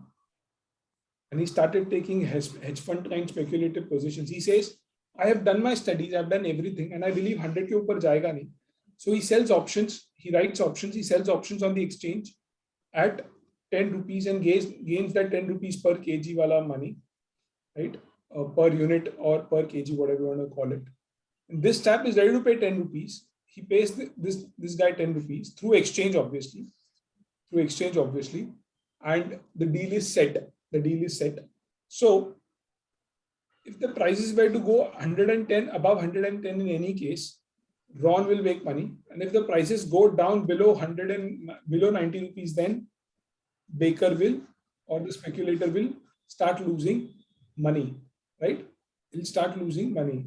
10 rupees tak ka uske paas buffer hai, because he's already taken 10 rupees from that chap, right? But he has 10 rupees ka buffer. This guy by paying 10 rupees has basically bought insurance on his. I have locked in my downside. My upside is also protected. Here, he's taken a naked position, right? Technically, the speculator ka losses can be infinite because the price of Apple can be anything, right? Technically, the losses of the baker are infinite. In case of Ron, his gains are, the maximum gain can be anything, right? The maximum gain can be anything. These are zero-sum games. What do I mean by zero sum games? One's profit is going to be other person's loss. One other person's loss is going to be one person's profit. Any questions on options? So obviously, this 10 rupees are called premium, I think so. Yep. And that's called a premium. So 100 is the strike price, I think so. Yep. I'm not going into those technical terms here.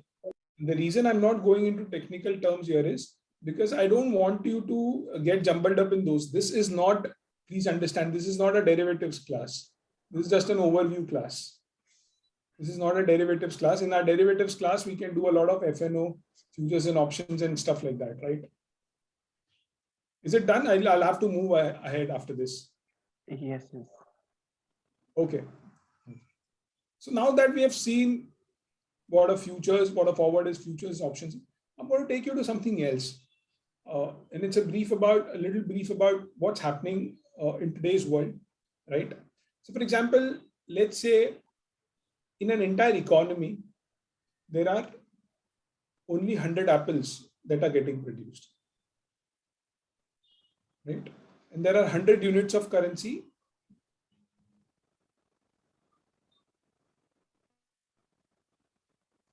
Or rupees, our unit of currency is rupees, let's say, is rupees.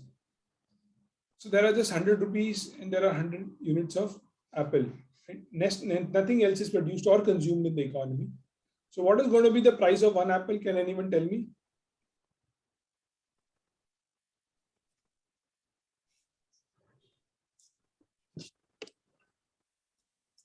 One unit of currency. 1 rupees or something like that, right? Yeah, 1 rupees, yeah. Right? Fair enough? Anything else? Yes. Anything else, guys? Now, every country has something called as the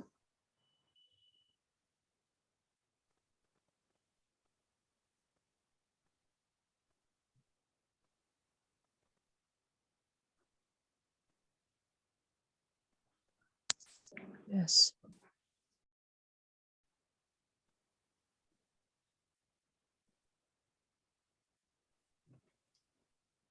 So every country has a central bank called as like RBI in India, Federal Reserve in US, etc. What the central bank does is, now we are growing apples, right? The production of apple will grow at an X percentage every year. So their goal is to ensure that they produce adequate amount of currency notes, in proportion to the increase in real GDP or GNP growth rates. Right. So, for example, tomorrow, if the central bank, there is a new governor which comes and he meets Modi and says, let's print note, let's make people rich and all of that. Modi says, yeah, fair enough, very good. मैंने बोला था कि अच्छे दिन आएंगे. Let me make people a little more richer or something like that. The central bank proposes, and the central bank starts putting in money. Right. Before we had 100 rupees per unit, we had around 100 units of currency. Then the central bank decides to double the units of currency. It becomes 200 units. It becomes 200 units. What is going to be the price of apple now? 2 rupees. 2 rupees? Yes, per unit. Why 2 rupees? 50, no? 50 paisa. Power. It's because of purchasing power. 50 paisa is it? Sorry? Please come again. Who said 50?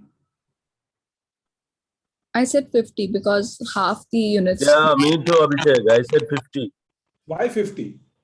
The economy has 100 units of apple.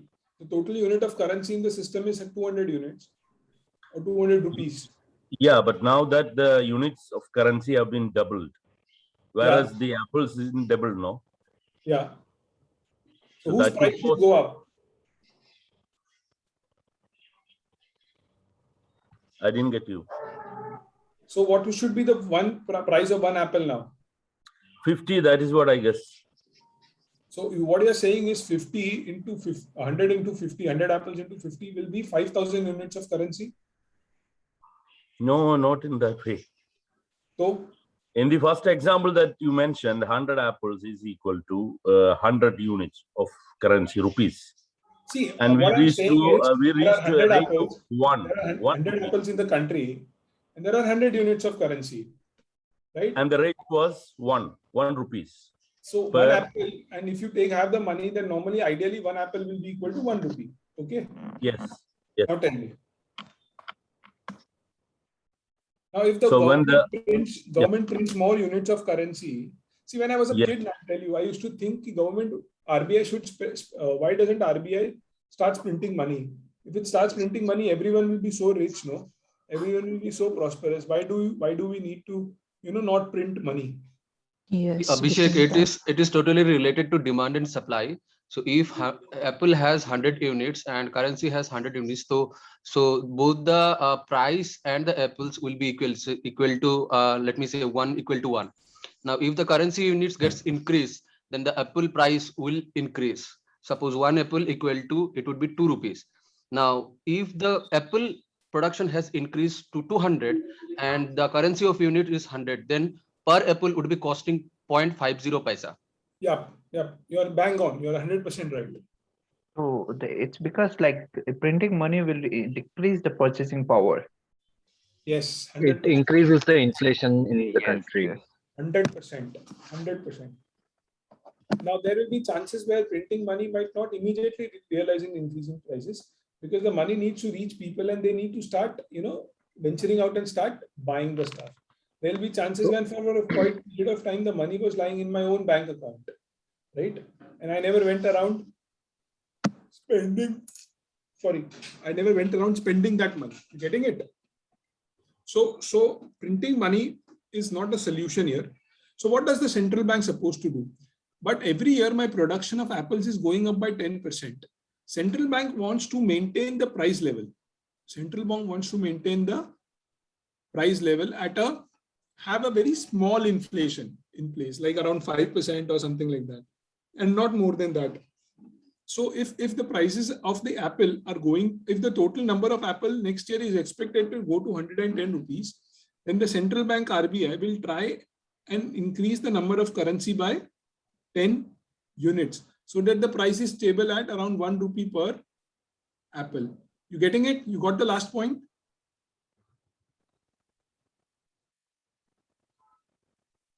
Hello? Yes, we got it. I think I got it. Yes. Yeah. So the idea is central bank wants to maintain the price level. It doesn't want a lot about deflation.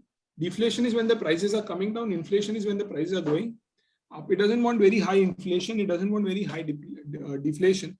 What it wants is basically the prices to remain in that particular range bound, and then take it from there. So that is as far as central bank is concerned, but it is easier said than done. Why? Because central bank doesn't have an exact data, right? It relies on the data that it has, but it's not exactly the best data, right? So it takes decisions basis that. So it increases interest rates when it wants to suck out the money out of the system, and it decreases interest rates when it has to pull in a lot of money in the system. What happens is this money gets circulated. It's not that you have 100 apples. Normally what happens is you have 10 units of currency. And it is having a velocity of 10 times, right? So the total money supply in the economy is 100 units of currency. What happens is I have 100 rupees. I gave it to the rickshawala. The rickshawala gave it to someone else. Someone else gave it to you back again, right? When you were buying vegetables or something like that. And then it gets circulated in the economy. So the RBI need not print, if there are 100 units, only 100 units of goods and services in the country. RBI need not print 100 units of currency. RBI will print 10% of the currency, and will ask the central bank in order to keep circulating that money, right? To keep giving it to the banking system, etc., etc. Because when I deposit my money in the bank, it is bank's income and it is someone else's money, right? It is someone else might get some amount of loan or something like that. So the money supply keeps on increasing. So you've got something called as the money multiplier. You've got something called as the velocity of money here, which gives us you the total unit of currency or the total amount of liquidity that's available in the system. I hope you got this one. Abhishek, Yes. Abhishek, I have one question here. When you talk about that units of currency, so what does the unit of currency means here? Unit of currency can be 1 rupee for us, one yuan for a Chinese, 1 yen for a Japanese, something like that. Unit of currency can be anything. Like when I say unit of currency, I wanted you to teach you generally. So I didn't give you a name of India or XYZ country. You get me? But it can be the currency of the country, na? Okay, I got it. So how is the velocity decided here? Because like it can circulate it more than 20 times. It can circulate it more than 30 times. So what has happened is, now I'll come down to the real world scenario, what's happening. What has happened in the real world today is the central banks have printed money like there's no tomorrow. So what happens in a slowdown is, I'll tell you, what the central bank does and why the job of the central bank is so tough. In a slowdown, the number of transactions come down. The velocity of money normally tends to come down. So what is the GDP here? Before that, let's go to what exactly is the GDP. You have the amount of money that's denoted by M into the velocity is equal to, now how do I calculate GDP? So let me take a little, I'll come down to GDP first. You must have heard this term GDP, all of you. Yes. Yes. It's basically nothing but आपका total income कितना रहा. Now I'm going in a very basic language, right? I'm not going into technical stuff and all of that. The idea is to just give you a very intuitive understanding of what these are, right? So for example, there's a country, we want to figure out what is the total income of the country. So what we'll do is we'll take all the goods and the services that were produced in the country and multiply it with their prices to get what the total goods and services done. When we add that, we get the total income of the, when we add that, what we get is the total income or GDP of the country, right? What we get is the total GDP of the country. Now, how do I, The total goods and services, in other words, revenue, isn't it? Total revenue. You can say that. So total revenue. One person's expenditure is other person's revenue. Okay, Yes. so it's taken as a total, not from the revenue. GDP is not defined from the revenue only. See, I'll tell you. Yeah. What you're saying is, you're saying at the cost factor, etc. Please remove the inflation part of it. GDP exactly. GDP again is in two terms, nominal and real. You getting it? Oh. GDP again is nominal and real. I believe you're talking about the real GDP here. Exactly. Yes. Don't account for inflation and all of that. See, my effort today is to give you a very simple understanding of all these things, and rather getting into the specifics of it, those will be covered in the specific topics. I'm just giving a brief overview of what is GDP, right? Okay. I'm just trying to connect the dots here, right? And some of you have a little more technical knowledge of it, and then you might say, okay, no, sir, this has to be this has to be technically. I'm not going to definitions here. I'm just telling, if I were to tell this to my grandmom who doesn't know anything about economics, what will I tell her? What exactly is GDP? I'll tell her whatever is produced and all, uska total value is GDP. Simple. You getting it? I'm not getting into the real GDP, nominal GDP, calculations part of it, remove inflation, add, real income, national income, exact specification. No, I'm not getting into all of that. Today is just a simple basic overview. Please understand. So I'm not going into all of that. What I'm saying is GDP kya hai? What exactly is GDP? GDP is nothing but total value of all the goods and services produced in the country, right? Total income, in a way, right? I'm not going to the specifics. So there are multiple ways of calculating GDP, and the technical part of it, you remove inflation, etc. You get the real GDP. But what you said, what you mentioned now, just to add to that, what you mentioned now, when you talk about the GDP growth number that you see now, right? 8% growth, 7% growth, that is your real GDP growth rate. But if I'm talking about an absolute level of GDP, it includes the inflation aspect as well. I'm talking about nominal GDP here. When I say India's economy is $2.5 trillion, right? The GDP is 2.5.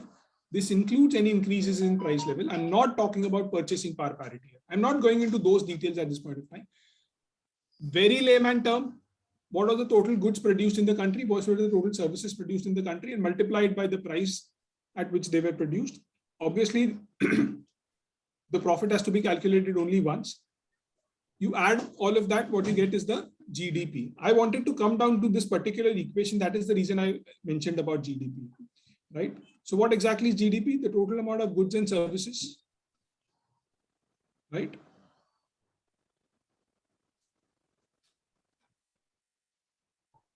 So the total amount of price level into the total amount of goods and services which are produced is your GDP. On the other level, if I look at it, is how calculated the total amount of money into the velocity, right? Total amount of money supply into the velocity is equal to. So you have equation that gets formed. You have this equation that gets formed. Now, the total amount of goods and services that you're producing in the country, right? It can't vary that frequently in that larger number. You certainly can't increase production by 50%, right? And even a 50% drop is a very phenomenal this thing.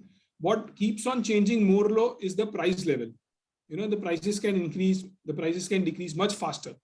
Similarly, the total quantum of money that is printed and already there is something which cannot be changed very radically, very fast. But the velocity of money keeps on fluctuating. So in case of an economic slowdown, what happens is people lose confidence. So someone sets up a factory, starts paying wages. Those wages, then they go and spend to buy a house, home, refrigerator, XYZ. Those become income for someone else. Then again, you know, something else, that guy pays to someone else. Then that guy pays to someone else. Then that guy pays to someone else. There's this circular flow of money that keeps on happening, right? But what if the factory shut? Wages are not being paid. That entire flow of money or the entire velocity, so paisa circulate hoga, wo hi ruk jayega. So when there's an economic slowdown, this velocity of the money basically comes down. The velocity of money comes down. And if you see this equation, if the velocity of money comes down, what will happen? Price levels will go down. Why? The total quantity of goods and services produced will not fall that drastically. What can fall for this equation to balance? This has to fall, right? The price level will fall. You will start getting into deflation. And why deflation is bad? I'll come back to it. Why deflation is bad? Because let's say today wheat was available at 100 rupees. Tomorrow wheat will be available at 90 rupees. Then after a month, 80 rupees. What will happen? Because the prices are dropping, people will stop producing wheat.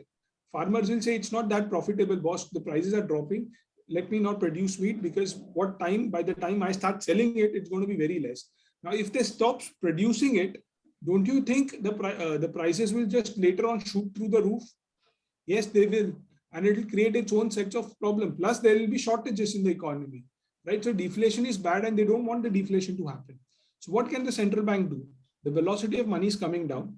Price level is coming down. In order to maintain and not let the prices fall like anything, what they'll do is they'll start printing a lot of money. They will start printing a lot of money and start putting a lot of money in the system, which the US government has been doing by this term, you must have heard.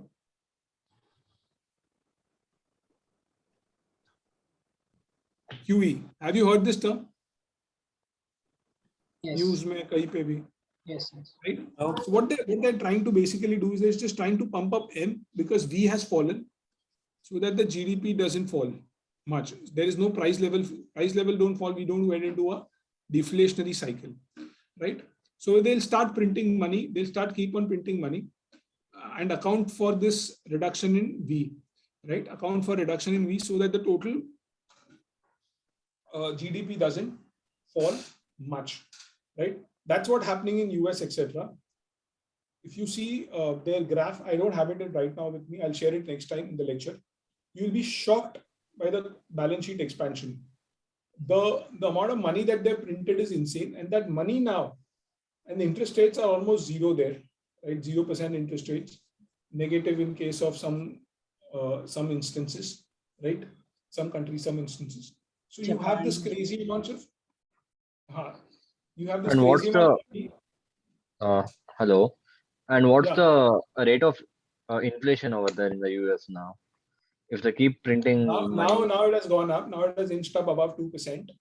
all over the years, like over all these last decade, it was very less. So if the inflation is, is that less, it's not that bad of a thing, right? It's actually a good thing. If the inflation. Yeah, it's actually a good thing. Have you heard of this term called as German hyperinflation? No. I'll tell you. Hyperinflation, yeah. After the first. So Yeah, what's I'll tell you happening in something. Zimbabwe I'll tell you a now? little brief about. Okay. I'll tell you a little brief about history, which will give you insights. What you say technically is absolutely bang on and correct, which says, boss, there is no inflation. There is no harm in printing money, right? I mean, you're printing money. There's no harm in, because you're supporting the economy. You're supporting more job creation because there's no inflation. I agree to it, and that was the argument initially. But history tells us, see, I'll tell you, economy is a very complex phenomenon. It's not an experiment where I can just, it's not a machine where I can just, thoda sa badaya, thoda sa kam kiya. I just pull out the switches and things will keep on happening. No, we don't know how things react. And we get lessons from history. So for example, after the First World War, Germany was held responsible and asked to pay a lot of money, etc., repatriation, etc. And the German economy was in shatters. So what the German central bank did was, Bundesbank, they printed a lot of currency, like crazy amounts of currency. And there was no inflation. So, and the stock markets were booming. The money was going to stock markets. The real economy was booming. They could pay off, government could pay off all its debt, etc., etc. Government used to issue bonds and the central bank used to print more money and buy those bonds and all of that, right? Everything was superb. For 7 years, this continued. What happened in the 8th year? 8th year, suddenly, inflation shot up like anything, right? And then the entire economy collapsed to the point where they used to burn notes. They used to burn notes to create heat. So like it was kind of like, great. It was kind of like, Great Depression or something. Great Depression also came around in the same time. Oh, yeah. Around 1918 or something. I'm talking about 1928, 29, 30, 31, 32. But Germany was devastated.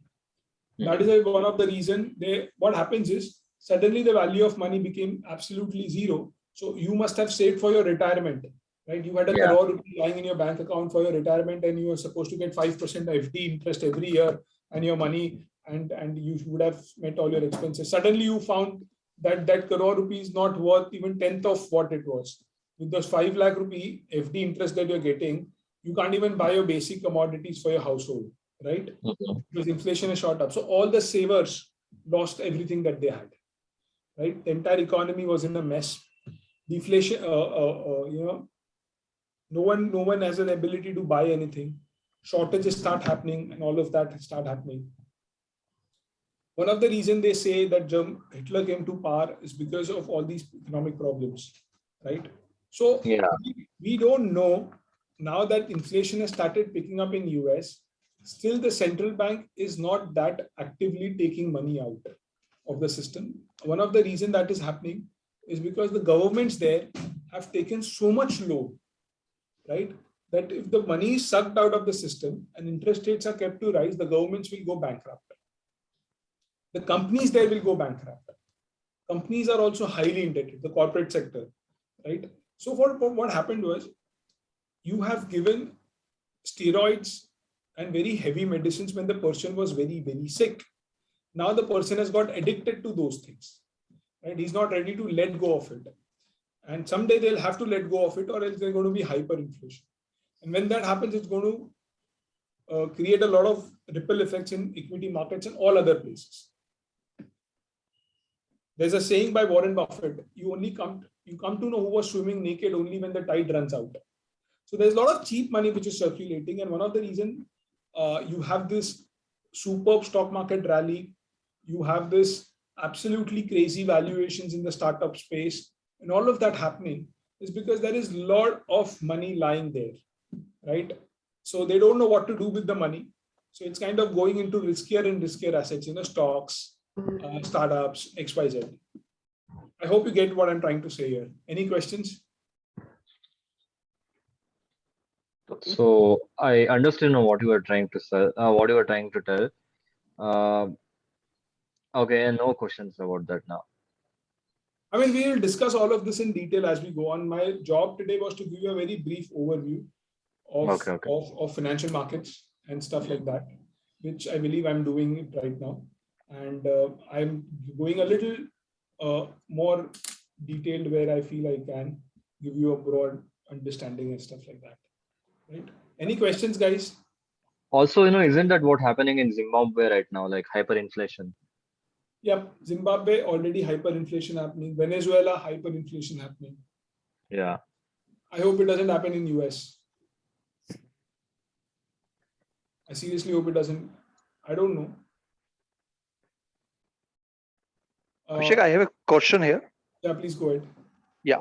So basically, one point here is like, as we're seeing, the Indian market is like going up and up every day. Yesterday also, it's like scores up to, I think, quite good number.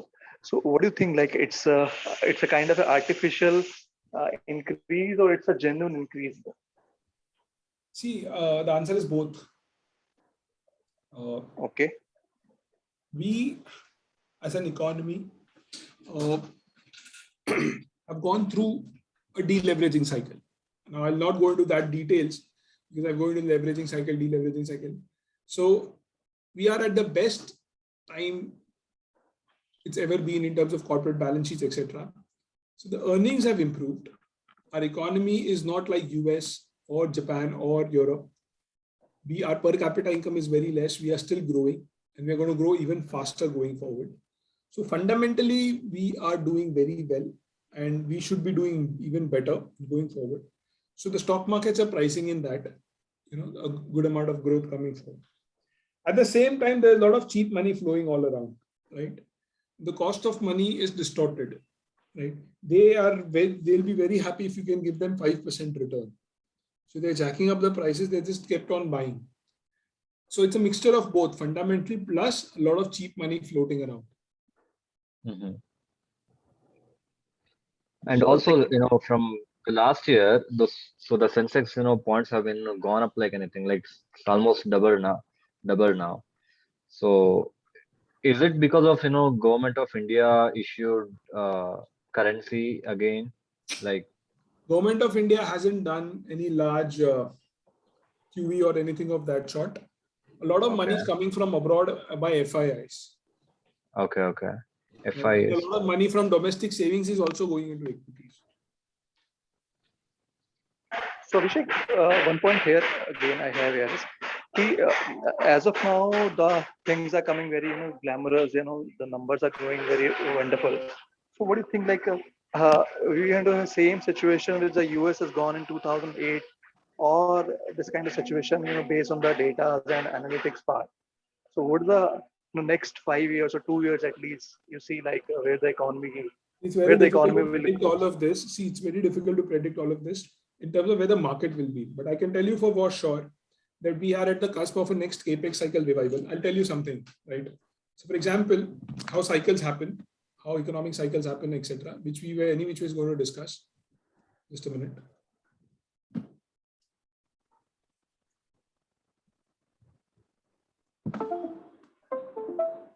Let's say there's a company which is into the old economy, right?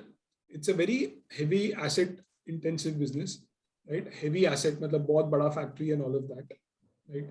And because it's a very asset intensive business, majority of its costs are fixed in nature. Like you have to run the factory, you have to get the people and all of that. Even if it is running at 50% capacity, you have to do that. Now at 50% capacity, your profitability is going to be less because most of your costs are fixed. As your capacity utilization goes up to 70%, right, your profitability will be much, much higher because your costs are not going up in proportion because your costs are mostly fixed. As soon as it starts inching up at 75% plus, the actual profitability shoots up because your costs are almost the same. Your cost at 50% and 75% capacity, fixed costs are all but the same, and majority of the costs are fixed in nature. So even if let's say the capacity inches from 70 to 80%, it's just a 10% increase. Your profits are going to increase way higher, and your cash flows will increase way higher. As soon as capacity starts inching up 85% plus, companies will start expanding.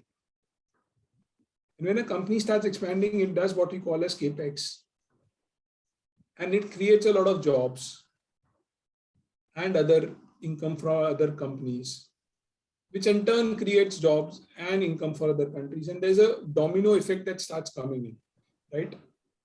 And when a lot of the companies, the corporate sector starts investing, it's called as the capex cycle. What all do we require? We require constrained capacity. We require low interest rates, right? We require low negative rates, low real rates. We require all of this to fall in place, which are already there. So we are at the cusp of the next capex cycle, and whenever that starts happening, your stock markets are going to do really, really well, because stock markets are basically dependent on the underlying earnings of the companies. If the earnings of the companies are great, then you should be buying the stock, simple as it gets, and the prices will keep on going up. Now, in between, will there be corrections? Yeah, obviously there are going to be corrections. It cannot be one-way linear. It moves like this, like this, like this. So yeah, I mean, Hi, Abhishek. I have one doubt. Yeah.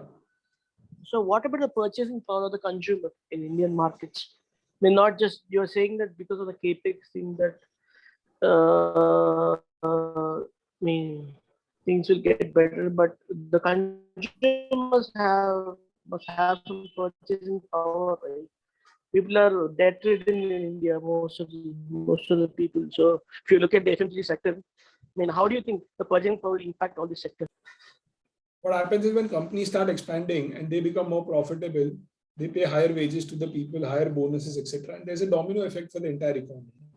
Don't worry about that. If the capex cycle revival happens and the economy starts inching up on a higher growth trajectory, on a sustained basis, 9%, 10% or somewhere around that, a rising tide lifts all. So when the overall economy is doing well, almost everyone tend to do well.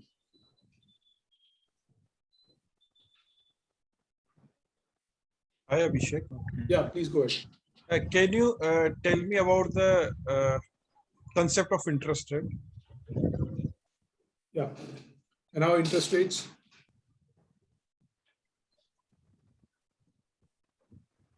Interest rates is basically nothing but your opportunity cost. So for example, I have 100 rupees. Right? I have 100 rupees.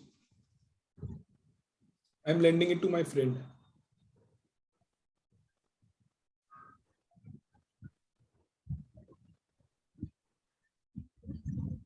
After a year, am I going to tell him just give me 100 rupees back?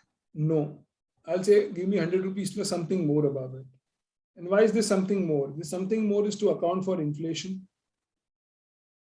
Something more is to account for purchasing power increase.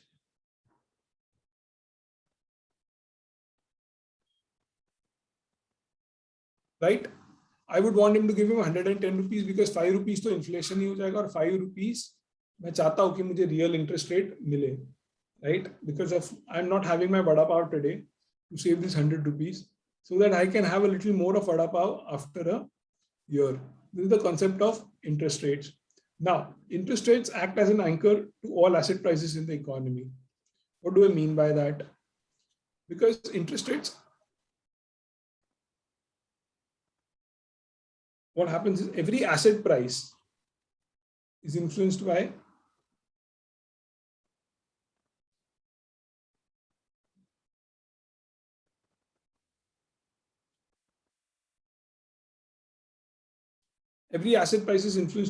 interest rates. So for example, if interest rates are very low, then I can borrow and buy any asset and still make money, right? So the price of the asset will keep on inching up as I keep on selling and buying. Similarly, if the interest rates are very extremely high, the cost of borrowing is going to be extremely high, and I wouldn't want to buy a house today. And by doing this, what I'm doing is I'm postponing my consumption. I'm postponing my consumption. Because I'm postponing my consumption, the economic growth today is going to be affected. So when the economy gets overheated, central banks tend to start raising interest rates in order to cool down the economy, in order to bring down the consumption, etc., in order to decrease the money supply. And when the economy is doing extremely bad, they will start decreasing the interest rates. And the reason they'll do this is to encourage QE, etc. You got it? What I'm trying to say? Yes, Abhishek. Any more questions? So obviously, like if like our like country is doing like booming period, so why does like bank lower the interest rate? What happened was, I'll tell you. What happened was, post-COVID, there was a very big slowdown in the economy. So RBI very aggressively has reduced the interest rates. And because RBI has reduced the interest rates, overall interest rates in the economy were actually reduced. And because they were reduced, the banks also started reducing the rates that they were charging, the interest rate that they were offering on their savings account. Sorry. The question was why the bank started raising the interest rate because the economy is already booming. Okay, so like if they want to cool down, okay, why the bank want to cool down the economy because it's already booming? Bank doesn't care about the economy. It is the RBI which does. Bank never cares about the economy in that sense. It's a RBI's job. Bank's job is to make money, right? So if your question is that why are banks, sorry, come again with your question. So okay, so you told like economy is booming, so like bank will charge higher interest. I wouldn't say the economy is booming, boss. The economy is facing a lot of problems in the real world. Just because stock markets prices are going up, don't assume that the economy is booming. No. A lot of people have lost their jobs. Yeah. The situation on the ground is extremely bad in rural areas, etc. Unemployment rate also increased this quarter. Yeah. So saying that the economy is booming exactly is not the right way of looking at it.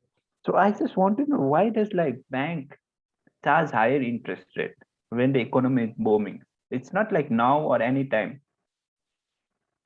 Bank wants to make money, na? Bank to चाहता है कि आपको लूट दे. Bank wants to charge you 30% and borrow you from at 2.5%. When you put a savings account, they are ready to give you only 3%. So go for a loan, personal loan, they'll charge 16% from you.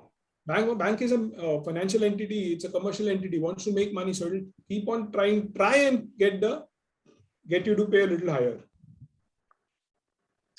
Hi Abhishek. So, yeah. Abhishek, why developed country has very less interest rate? Because they have very less inflation, please understand.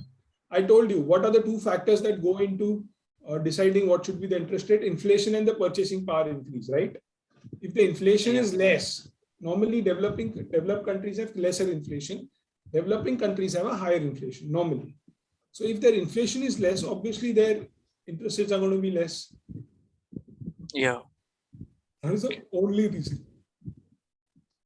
Hi Abhishek, Anmol this side. Abhishek, can you please just relate the formula which we normally study in our academics for GDP calculation? It's like CIG plus X minus M. Along with that concept, what you have told, it's the total income of the country multiplied by the it's the actual services which we used to offer divided by the respective prices. So if how it is related to that, if you can just please put a light on that.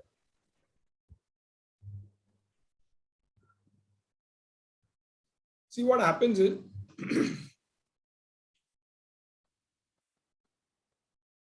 one person's income is other person's expenditure in the economy. There are multiple ways of calculating the GDP growth rate number. One way is the expenditure method, where you calculate the aggregate expenditure which is happening and calculate the GDP. So C plus I plus G plus X minus M is a formula which actually helps you do that. C is basically the consumption expenditure. Right? The consumption expenditure that has been done by the households, right? Consuming, etc. Then the investment expenditure or investments capex that private sector does, right? Then you've got all your government spending.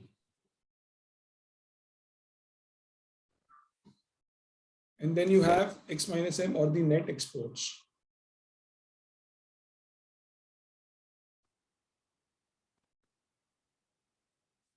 This is your very famous C plus I plus G plus X minus M formula, right? Hope that answers your question. Yeah, fair enough. Fair enough. Thank you. We're going to do GDP calculations later in the session. Please tell me. Sure. Any more questions? No. Yeah, Mr. Abhishek. Yeah. No. Yeah. How much the foreign currency will impact on our stock market compared to like if businesses and things like that developed locally, we understood how it is going to impact. So how far the foreign currency like the NRIs and all, how it impact the stock exchange? You're saying if interest rates are increased, how does it impact the stock exchange? Is it? No. For foreign currency, what is the impact of foreign currency on the increasing exchange rates? So if you are a foreigner and you bought money, you bought Reliance stocks and all these stocks, your assets are dominated now in which currency? Indian rupee, right? Yeah. Now, if Indian rupee depreciates, right? Yeah. It goes from 75 to 100, let's say. What happens is you are going to face losses, right? Because when you sell and you convert it back to your currency, you will get lesser amount of dollars, right? Sure. Right. Similarly, if the currency appreciates, you bought at 75 levels, right? 75 currency levels, you bought Reliance. And Reliance did what it did. At the same time, the currency moved to 50. Now, your asset, which is an Indian rupee denominated asset, when you convert it to dollar, you're going to get more dollars, right? Yes. So you benefit. So in that sense, if the FIIs think that the rupee is going to depreciate, they'll pull out a lot of money. If they think the rupee is going to be stable, they'll keep money. Simple. Okay. Yeah. Thank you. Any more questions? So we'll end this session here itself. This was a very brief overview about these markets. There's another section that we're supposed to do mergers and acquisitions, but again, that's also a very brief overview. There's nothing much to be done there, but we will do all of it in detail later. The problem that has happened today, technical problem that has happened today is this. Just give me a minute. Just give me a minute.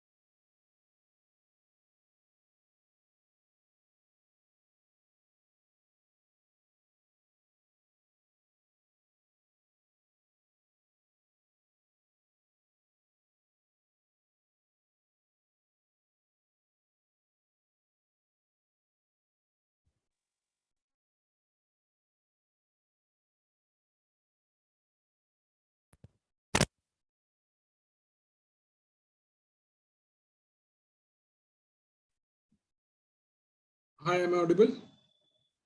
I'm really sorry, but I'm just trying to. Yeah. I'm Yes. done. Okay. Just a minute. Give me a minute. Just a minute.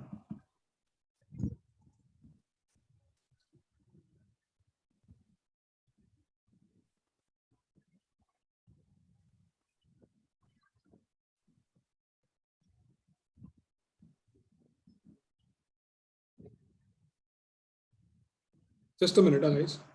Apologies for it. Just a minute. Something's wrong with.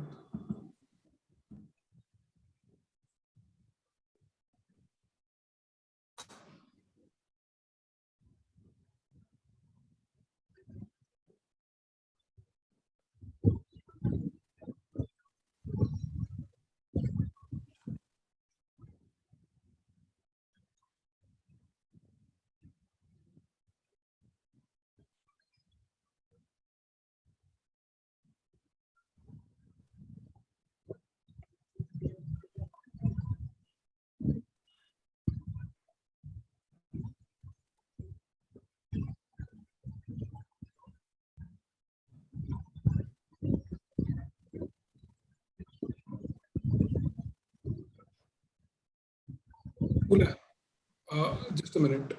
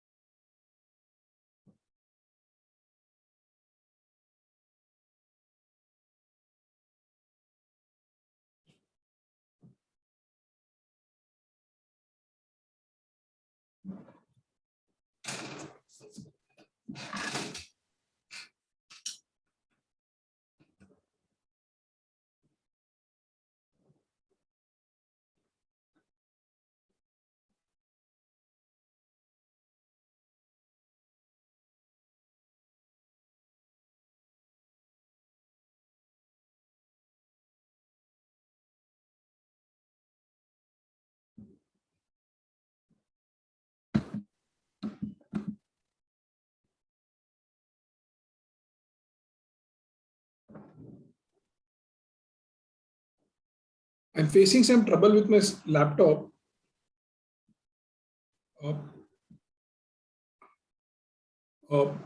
Can the host enable me to share the screen, please?